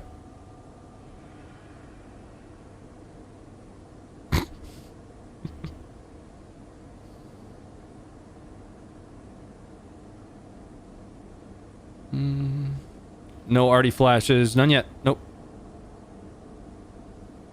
Will you be streaming every day? Every day that we have updates to bring. We started with some of our most recent footage that we posted to the app and to the website. And what we're standing by for right now is we've got some more footage that's making its way to the app and website that I'll be going over before we close things out for tonight.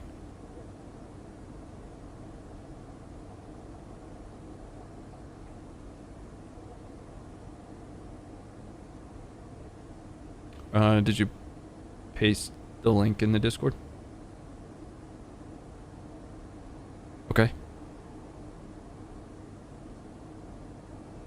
We're going to pull up the latest video to get put on Funker 530.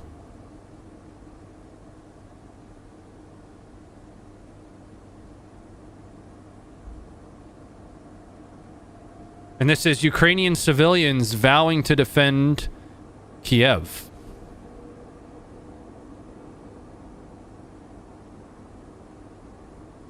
And I'll give you guys the translation of this after we watch it through once. Or as we watch it through, rather. Coming up here in just a moment.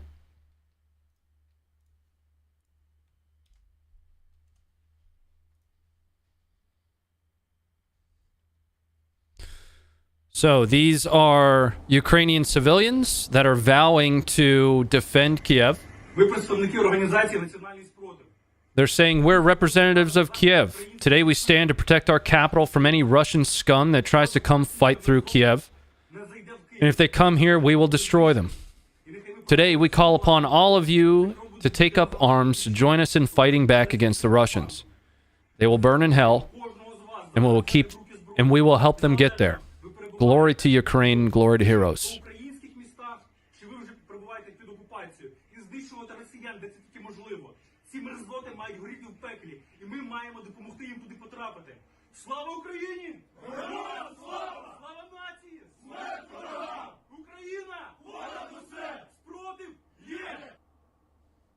So that is available to you on the Funker 530 app and website. Obviously, it's much easier to catch that on the app. That allows us to reach you without having to worry about going through social media, whether it be YouTube, Facebook, Instagram, what have you.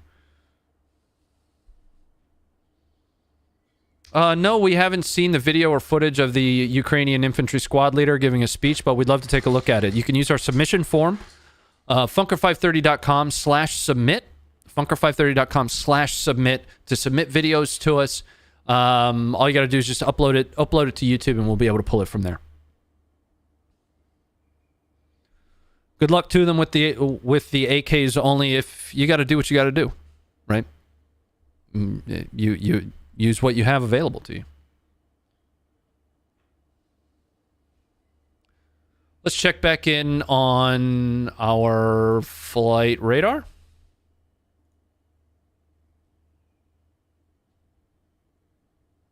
Coming up now. There we go. So we still have that RQ-4A Global Hawk down here in the Black Sea. Forte 12.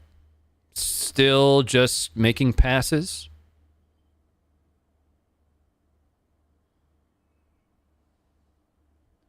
But not a whole lot of other air activity to the north and east of Ukraine. Heavy flights in and out of Georgia. The situation in Georgia in 2008 was something that is there is such a close alignment with how Russia went through the invasion of Ukraine with how they went through it with Georgia. And I talked about this earlier when we interviewed Frank from Plum Precision. Frank's a former Green Beret and does a lot of think tank type work nowadays, and I'd strongly recommend heading over to plumprecision.com or rewinding a little bit in the stream to listen along to that. When Russia invaded Georgia in 2008, South Ossetia and Abkhazia were declared independent states by Russia prior to their invasion. Now, we saw the same thing just a few days ago when Russia declared Donetsk and Luhansk as independent states. The playbook that they used is nearly identical, right? Now, the situations are also similar from a NATO involvement perspective as well. Both Ukraine and Georgia are non-NATO member allies, right? So Ukraine and Georgia have been vying for involvement, for inclusion into NATO, and Russia, in different instances and with different consequences for each, has said that there will be repercussions for inclusion into NATO for both Ukraine and Georgia. Now, each of those being former Soviet republics. Kiev being bombed now. We've been watching and checking in on the Kiev live feeds to see if we have any activity. But we're still not seeing a whole lot.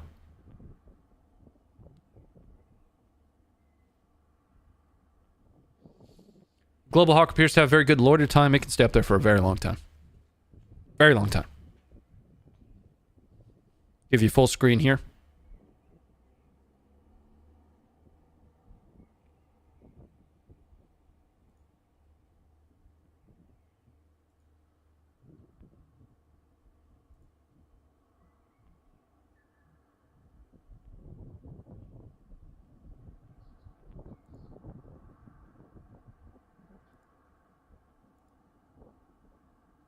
Yes. I haven't seen it yet. I'm gonna show that. Do we have a source for that video? Or a location?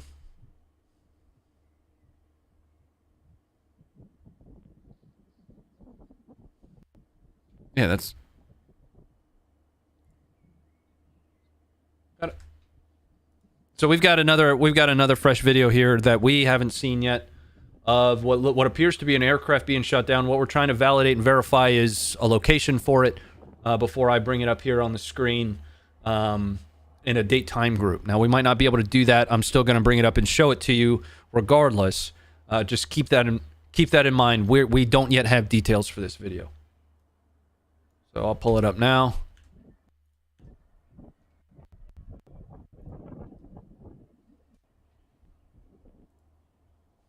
Coming up.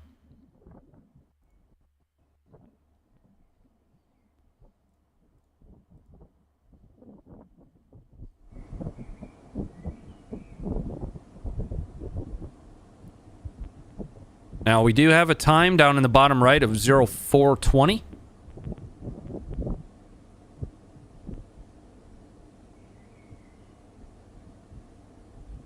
Major metropolitan area of some kind.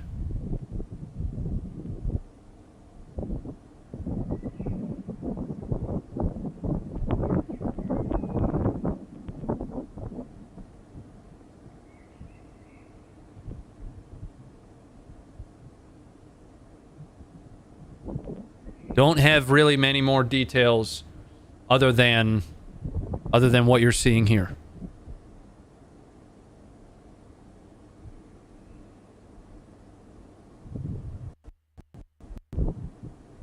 Pull back up our live feeds here.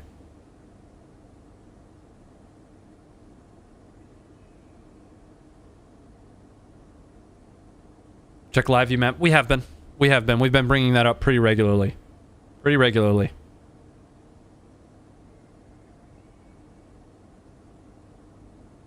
Coming up.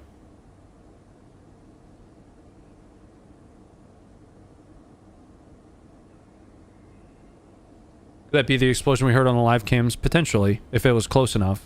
That wouldn't have been as heavy as... Oh, let's go to live here. There we go. That wouldn't have been as heavy as maybe an RD strike. Massive explosions in Kiev. Yeah, Kiev is in the top right corner. And we've been checking in on this pretty regularly to see if we've seen anything. Our writers are still actively searching and researching behind the scenes for any new footage. And as that gets posted to our website, I'll also be bringing that up here for you to review. Ghost just scored number 7. Okay.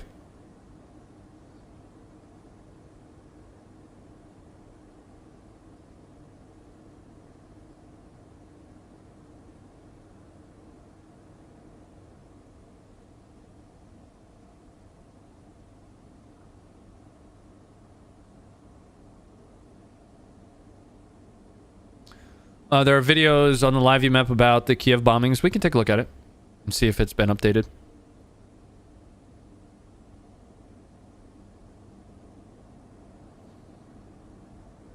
It'll be coming up momentarily.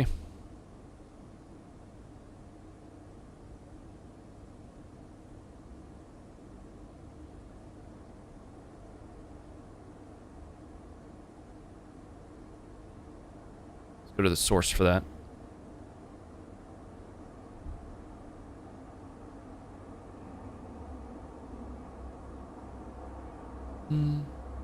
No video there. Come back. I'll pull you guys into the map here in a moment if I find a video of it.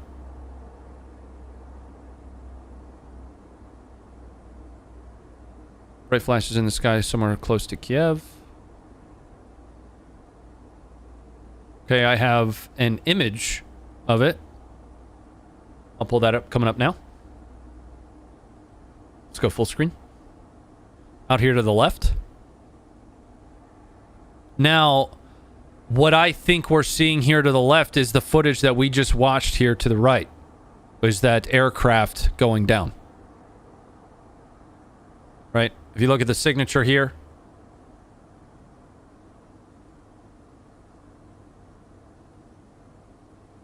On the far left. In that footage that we just watched of the aircraft going down here on the right. Pinged in the Discord with another angle as well. Got it? Let's pull back out here. Got something playing in my ear and I need it to stop. I think it's the Ukraine feed.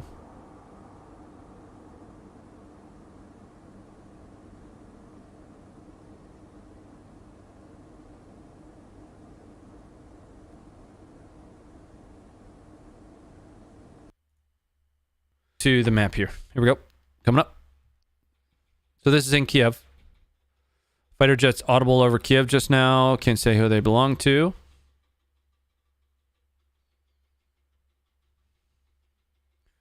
Ukrainian police detained a man they alleged a Russian operative in Hostomel area where a Russian helicopter was shot down. He said he's Ukrainian, but gave a squirrely answer to where he lives, Kiev or Bucha.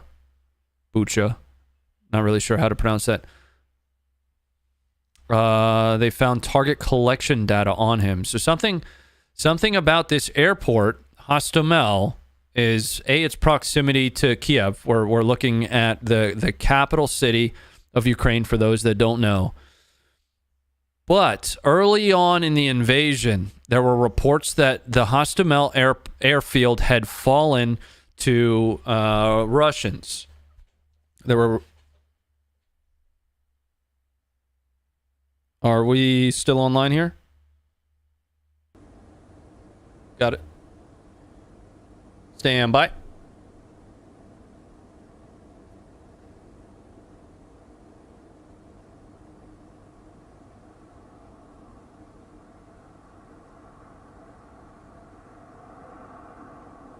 Got to take a couple actions here. And completed. Dude is not reading chat. Where's the video of Island Audio Com? Chat's moving a little bit fast for me, brother. I'm doing my best to keep up, okay? I'm not perfect, but I'm doing my best. Thanks for being here. I appreciate you. I can bring that up for everybody, though, because that is probably one of the most amazing stories that we've seen so far. Let's go back into... Let's talk a little bit about that story on Snake Island. 13 Ukrainian soldiers putting up a last defense and standing up to a Russian warship. We're going to pull that up for you right now.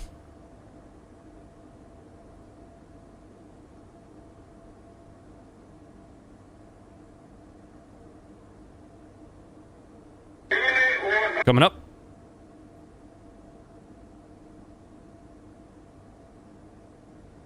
Your live feed is lagging. Yes, it was for a moment, but we are back. I had to make a couple of adjustments to something. And here we go.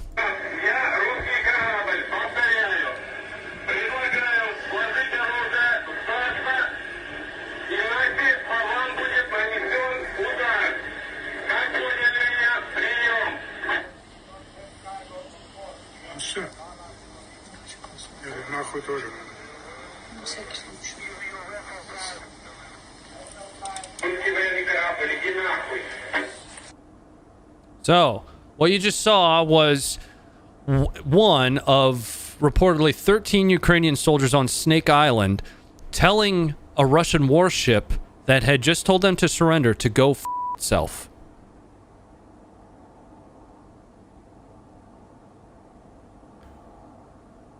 I'm about to show you footage from Snake Island to just before supposedly those, well, not supposedly, we have since confirmed that story, to just before those 13 soldiers were killed.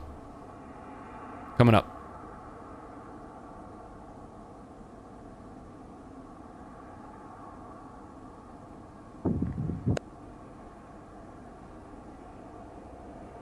Something to note here. This is Snake Island that we're looking at. These are the Ukrainian soldiers. Out here in the distance is presumably that Russian warship. This is that Russian warship that they are communicating with. I'm going to play it all the way through then, and then we'll do a quick breakdown of what we're looking at here.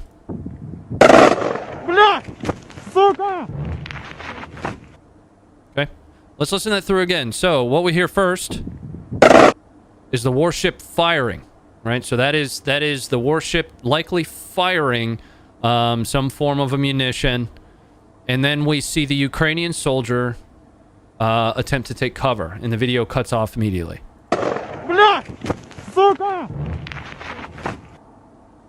And that's it. That's all that we have. Its impacts at the very end, you can hear it firing. Maybe.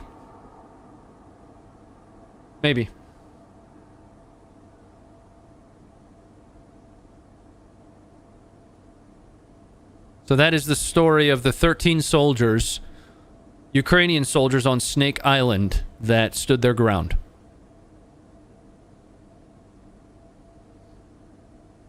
Kiev under attack right now. A lot of places reporting bombings. We have been regularly checking in on our live feed with Kiev. We'll pull that back up right now.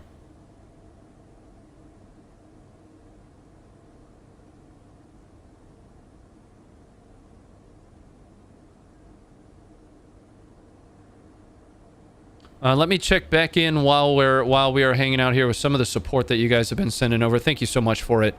And every little bit counts. We are a very small team of veterans who run Funker 530. We've been around for over a decade. You can count the total team members on one hand. You know, we're not some media conglomerate. We cover combat footage and use of force footage.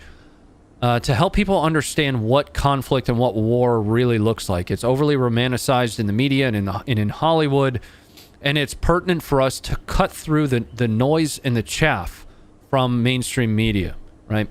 There have been instances where mainstream media has notified of some form of a... I'll give you an example. When Taliban were asking everyone to surrender, during the fall of Afghanistan last year. Some of our mainstream media were perpetuating that Afghans should surrender. We had footage of Taliban accepting the surrender of the Kitehas, which are Afghan SOF. I have worked with them personally. Of the Kitehas attempting to surrender and being mowed down. And we published that. And the media narrative changed very quickly. We were credited in that. That's our goal. Our goal is to cut through that noise, to not allow the agenda, to our best extent, to perpetuate. That's what we're here for. So, on our app and on our website, you're going to find raw footage of conflict, combat, of everything from India-Pakistan issues to Syrian conflict footage, right? There's footage of Syrian rebels using a cannon. An actual cannon in combat. Download the app, make sure you have notifications on, and allow us to reach you without being reliant on social media. Jay Ton, thank you for the $9.99. Steve, welcome to the Funkers. Thank you for becoming a member. Who did it? Thanks for the $5 super chat. Joseph, thank you for the 20. Kyle, thank you for the 762. Oscar for the 3. Who did it? Thank you again for the 5. William, thank you for the 2. Your app is being buggy and not running smoothly. Please check the pinned comment. We are aware that the app is being a little bit buggy, but I wouldn't call it buggy. We're having some issues keeping the app online that we do not believe are from a traffic perspective, if that makes sense. For a little bit more context, we streamed live last night here, and I was taken offline personally 3 times by a denial of service attack. Okay? There are entities out there that don't want this coverage to be seen, to be shown, and we on our platform are doing our best to continue to bring it to you. We had a very large super chat come in a moment ago. Want to make sure I'm calling that one out. Escape the Matrix, thank you for the $99.99. Thank you very much for that. MD, thank you for the 5.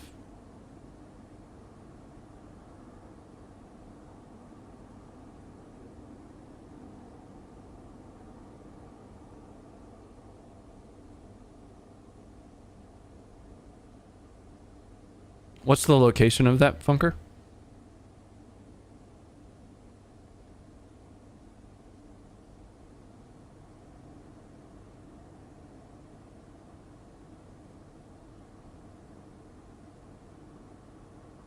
I'm reviewing some footage right now to bring up on screen, but I don't yet know.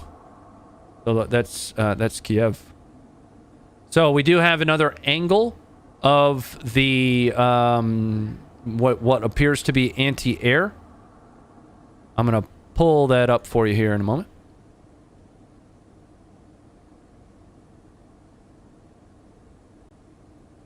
The Ukrainian infantry squad leader giving a speech, but we'd love to take. Sounds like somebody was watching me in the background, and that's awesome. That's humbling. Coming up now.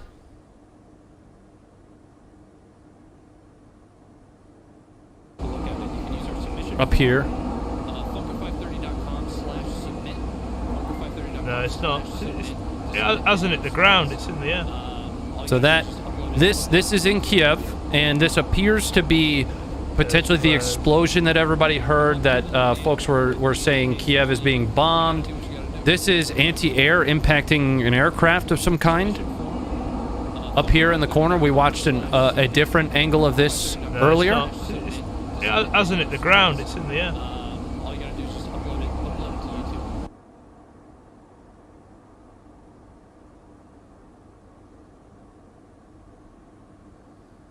Your website and app are down. We are aware that we're having some issues keeping the website and app up. That's something that we've been kind of regularly trying to communicate about. It is not a traffic problem. We think we know what is happening, but we are a small team trying to do our best to keep the app online right now. We can hear Discord. That was not Discord. That was the video we were watching. That was actually me speaking. Somebody was watching us while recording that.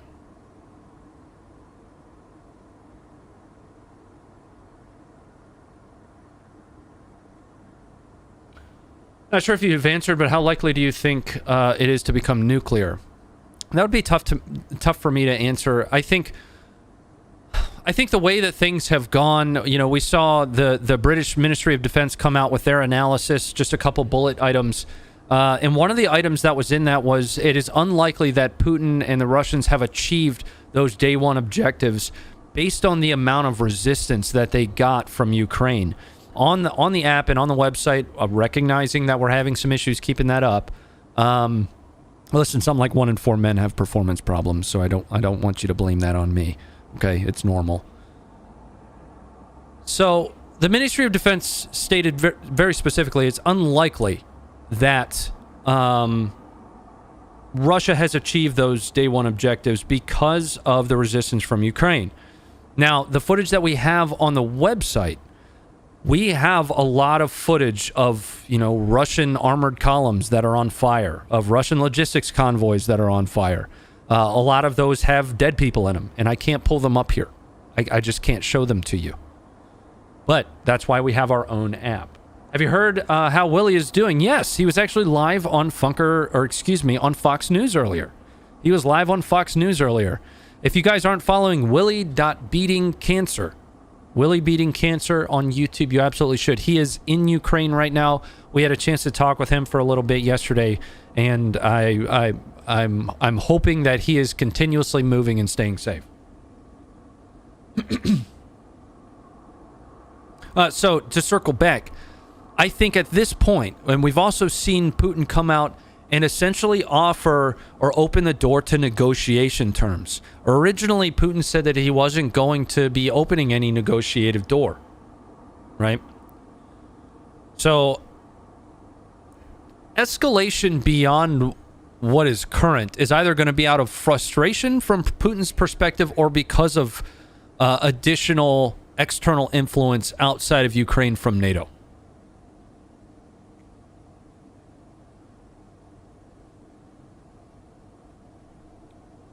Bombs over Kiev 20 minutes ago. So we just watched some of that footage. I can pull some of that up. Anti-air appears to have shot down some form of an aircraft here. I'm going to pull up our Twitter feed. That way we can keep something other than my big dumb face on the screen. Here we go. Coming up now.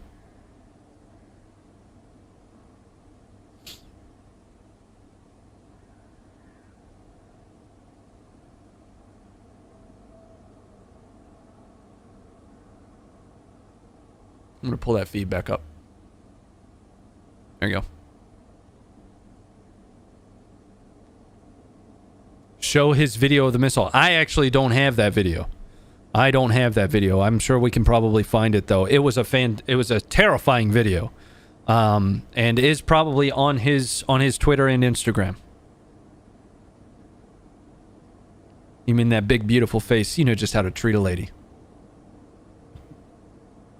How's everybody doing? If you're not familiar with me, my name's Ronnie. I go by the moniker Ronnie Fit. I used to be like 260 pounds, and I'm only 5'10.25". Don't forget about that quarter. So I lost a bunch of weight, so now I go by Ronnie Fit. It's a big part of my life. I also have another channel that I stream on. I do a lot of gaming stuff in support of veterans through partnerships with 501c3 charities. If you'd like to follow that page, !Ronnie Fit will take you over there. We play Escape from Tarkov. I've got about 4,000 hours in it. So over here, we're very specific for combat footage, but that's what I'm doing with my other time.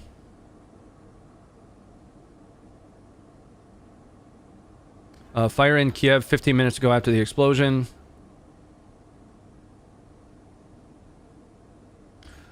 Ukrainian president is awarding those soldiers on Snake Island the Hero of Ukraine medal posthumously. Good. Good. Why do you blink so much? Are you lying? I have a headache, to be honest with you. That's why I put these glasses on, to hopefully help.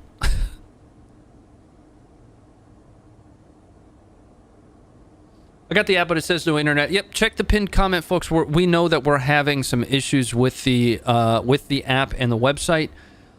It's not traffic related. We're doing our absolute best to keep it online and keep it up and running. It's coming in and out. It's going in and out. The Bubba 544, thanks for becoming a member. Gary Vaporware, thank you for becoming a member. Welcome to the Funkers, folks. Welcome in, everybody. Michael, thank you for the $20 super chat. Philly, thank you for the $5. I am newbie to you guys, 82nd Airborne Infantry, Iraq combat vet. Great work by you guys all the way. Thanks for being here, Philly. I appreciate you hanging out with us for a little bit. We're going to be going back through some of the footage that we've posted on the site. I do want to cover some things like the protests that are happening.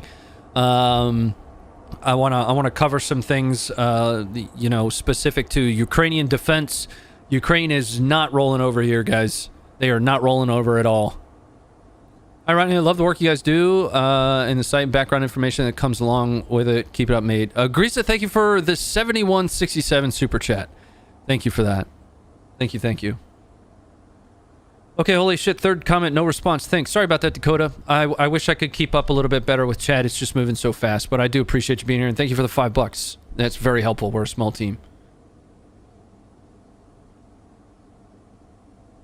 It's difficult to find them, I know.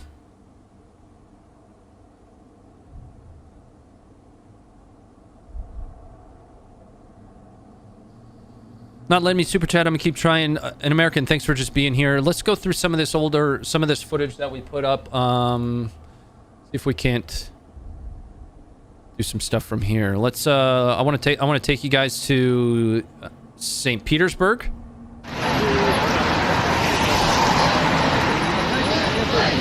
There's a protest in St. Petersburg that's been happening tonight, and Moscow, across Russia.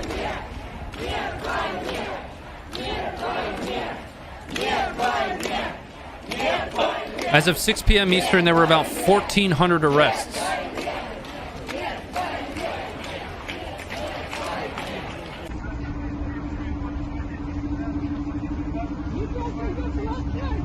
Ethan, thank you for becoming a supporter. Welcome. Welcome. Beck, thanks very much for being here. And again, all of this footage is available on the website. I just pulled it up from the website. So if you're still having issues, shut down the app, close the app, and open it back up again, or go direct to it. Let's check in on some of the other stuff. Oh. I'm telling you, each time I bring it up, there it goes. Here we are.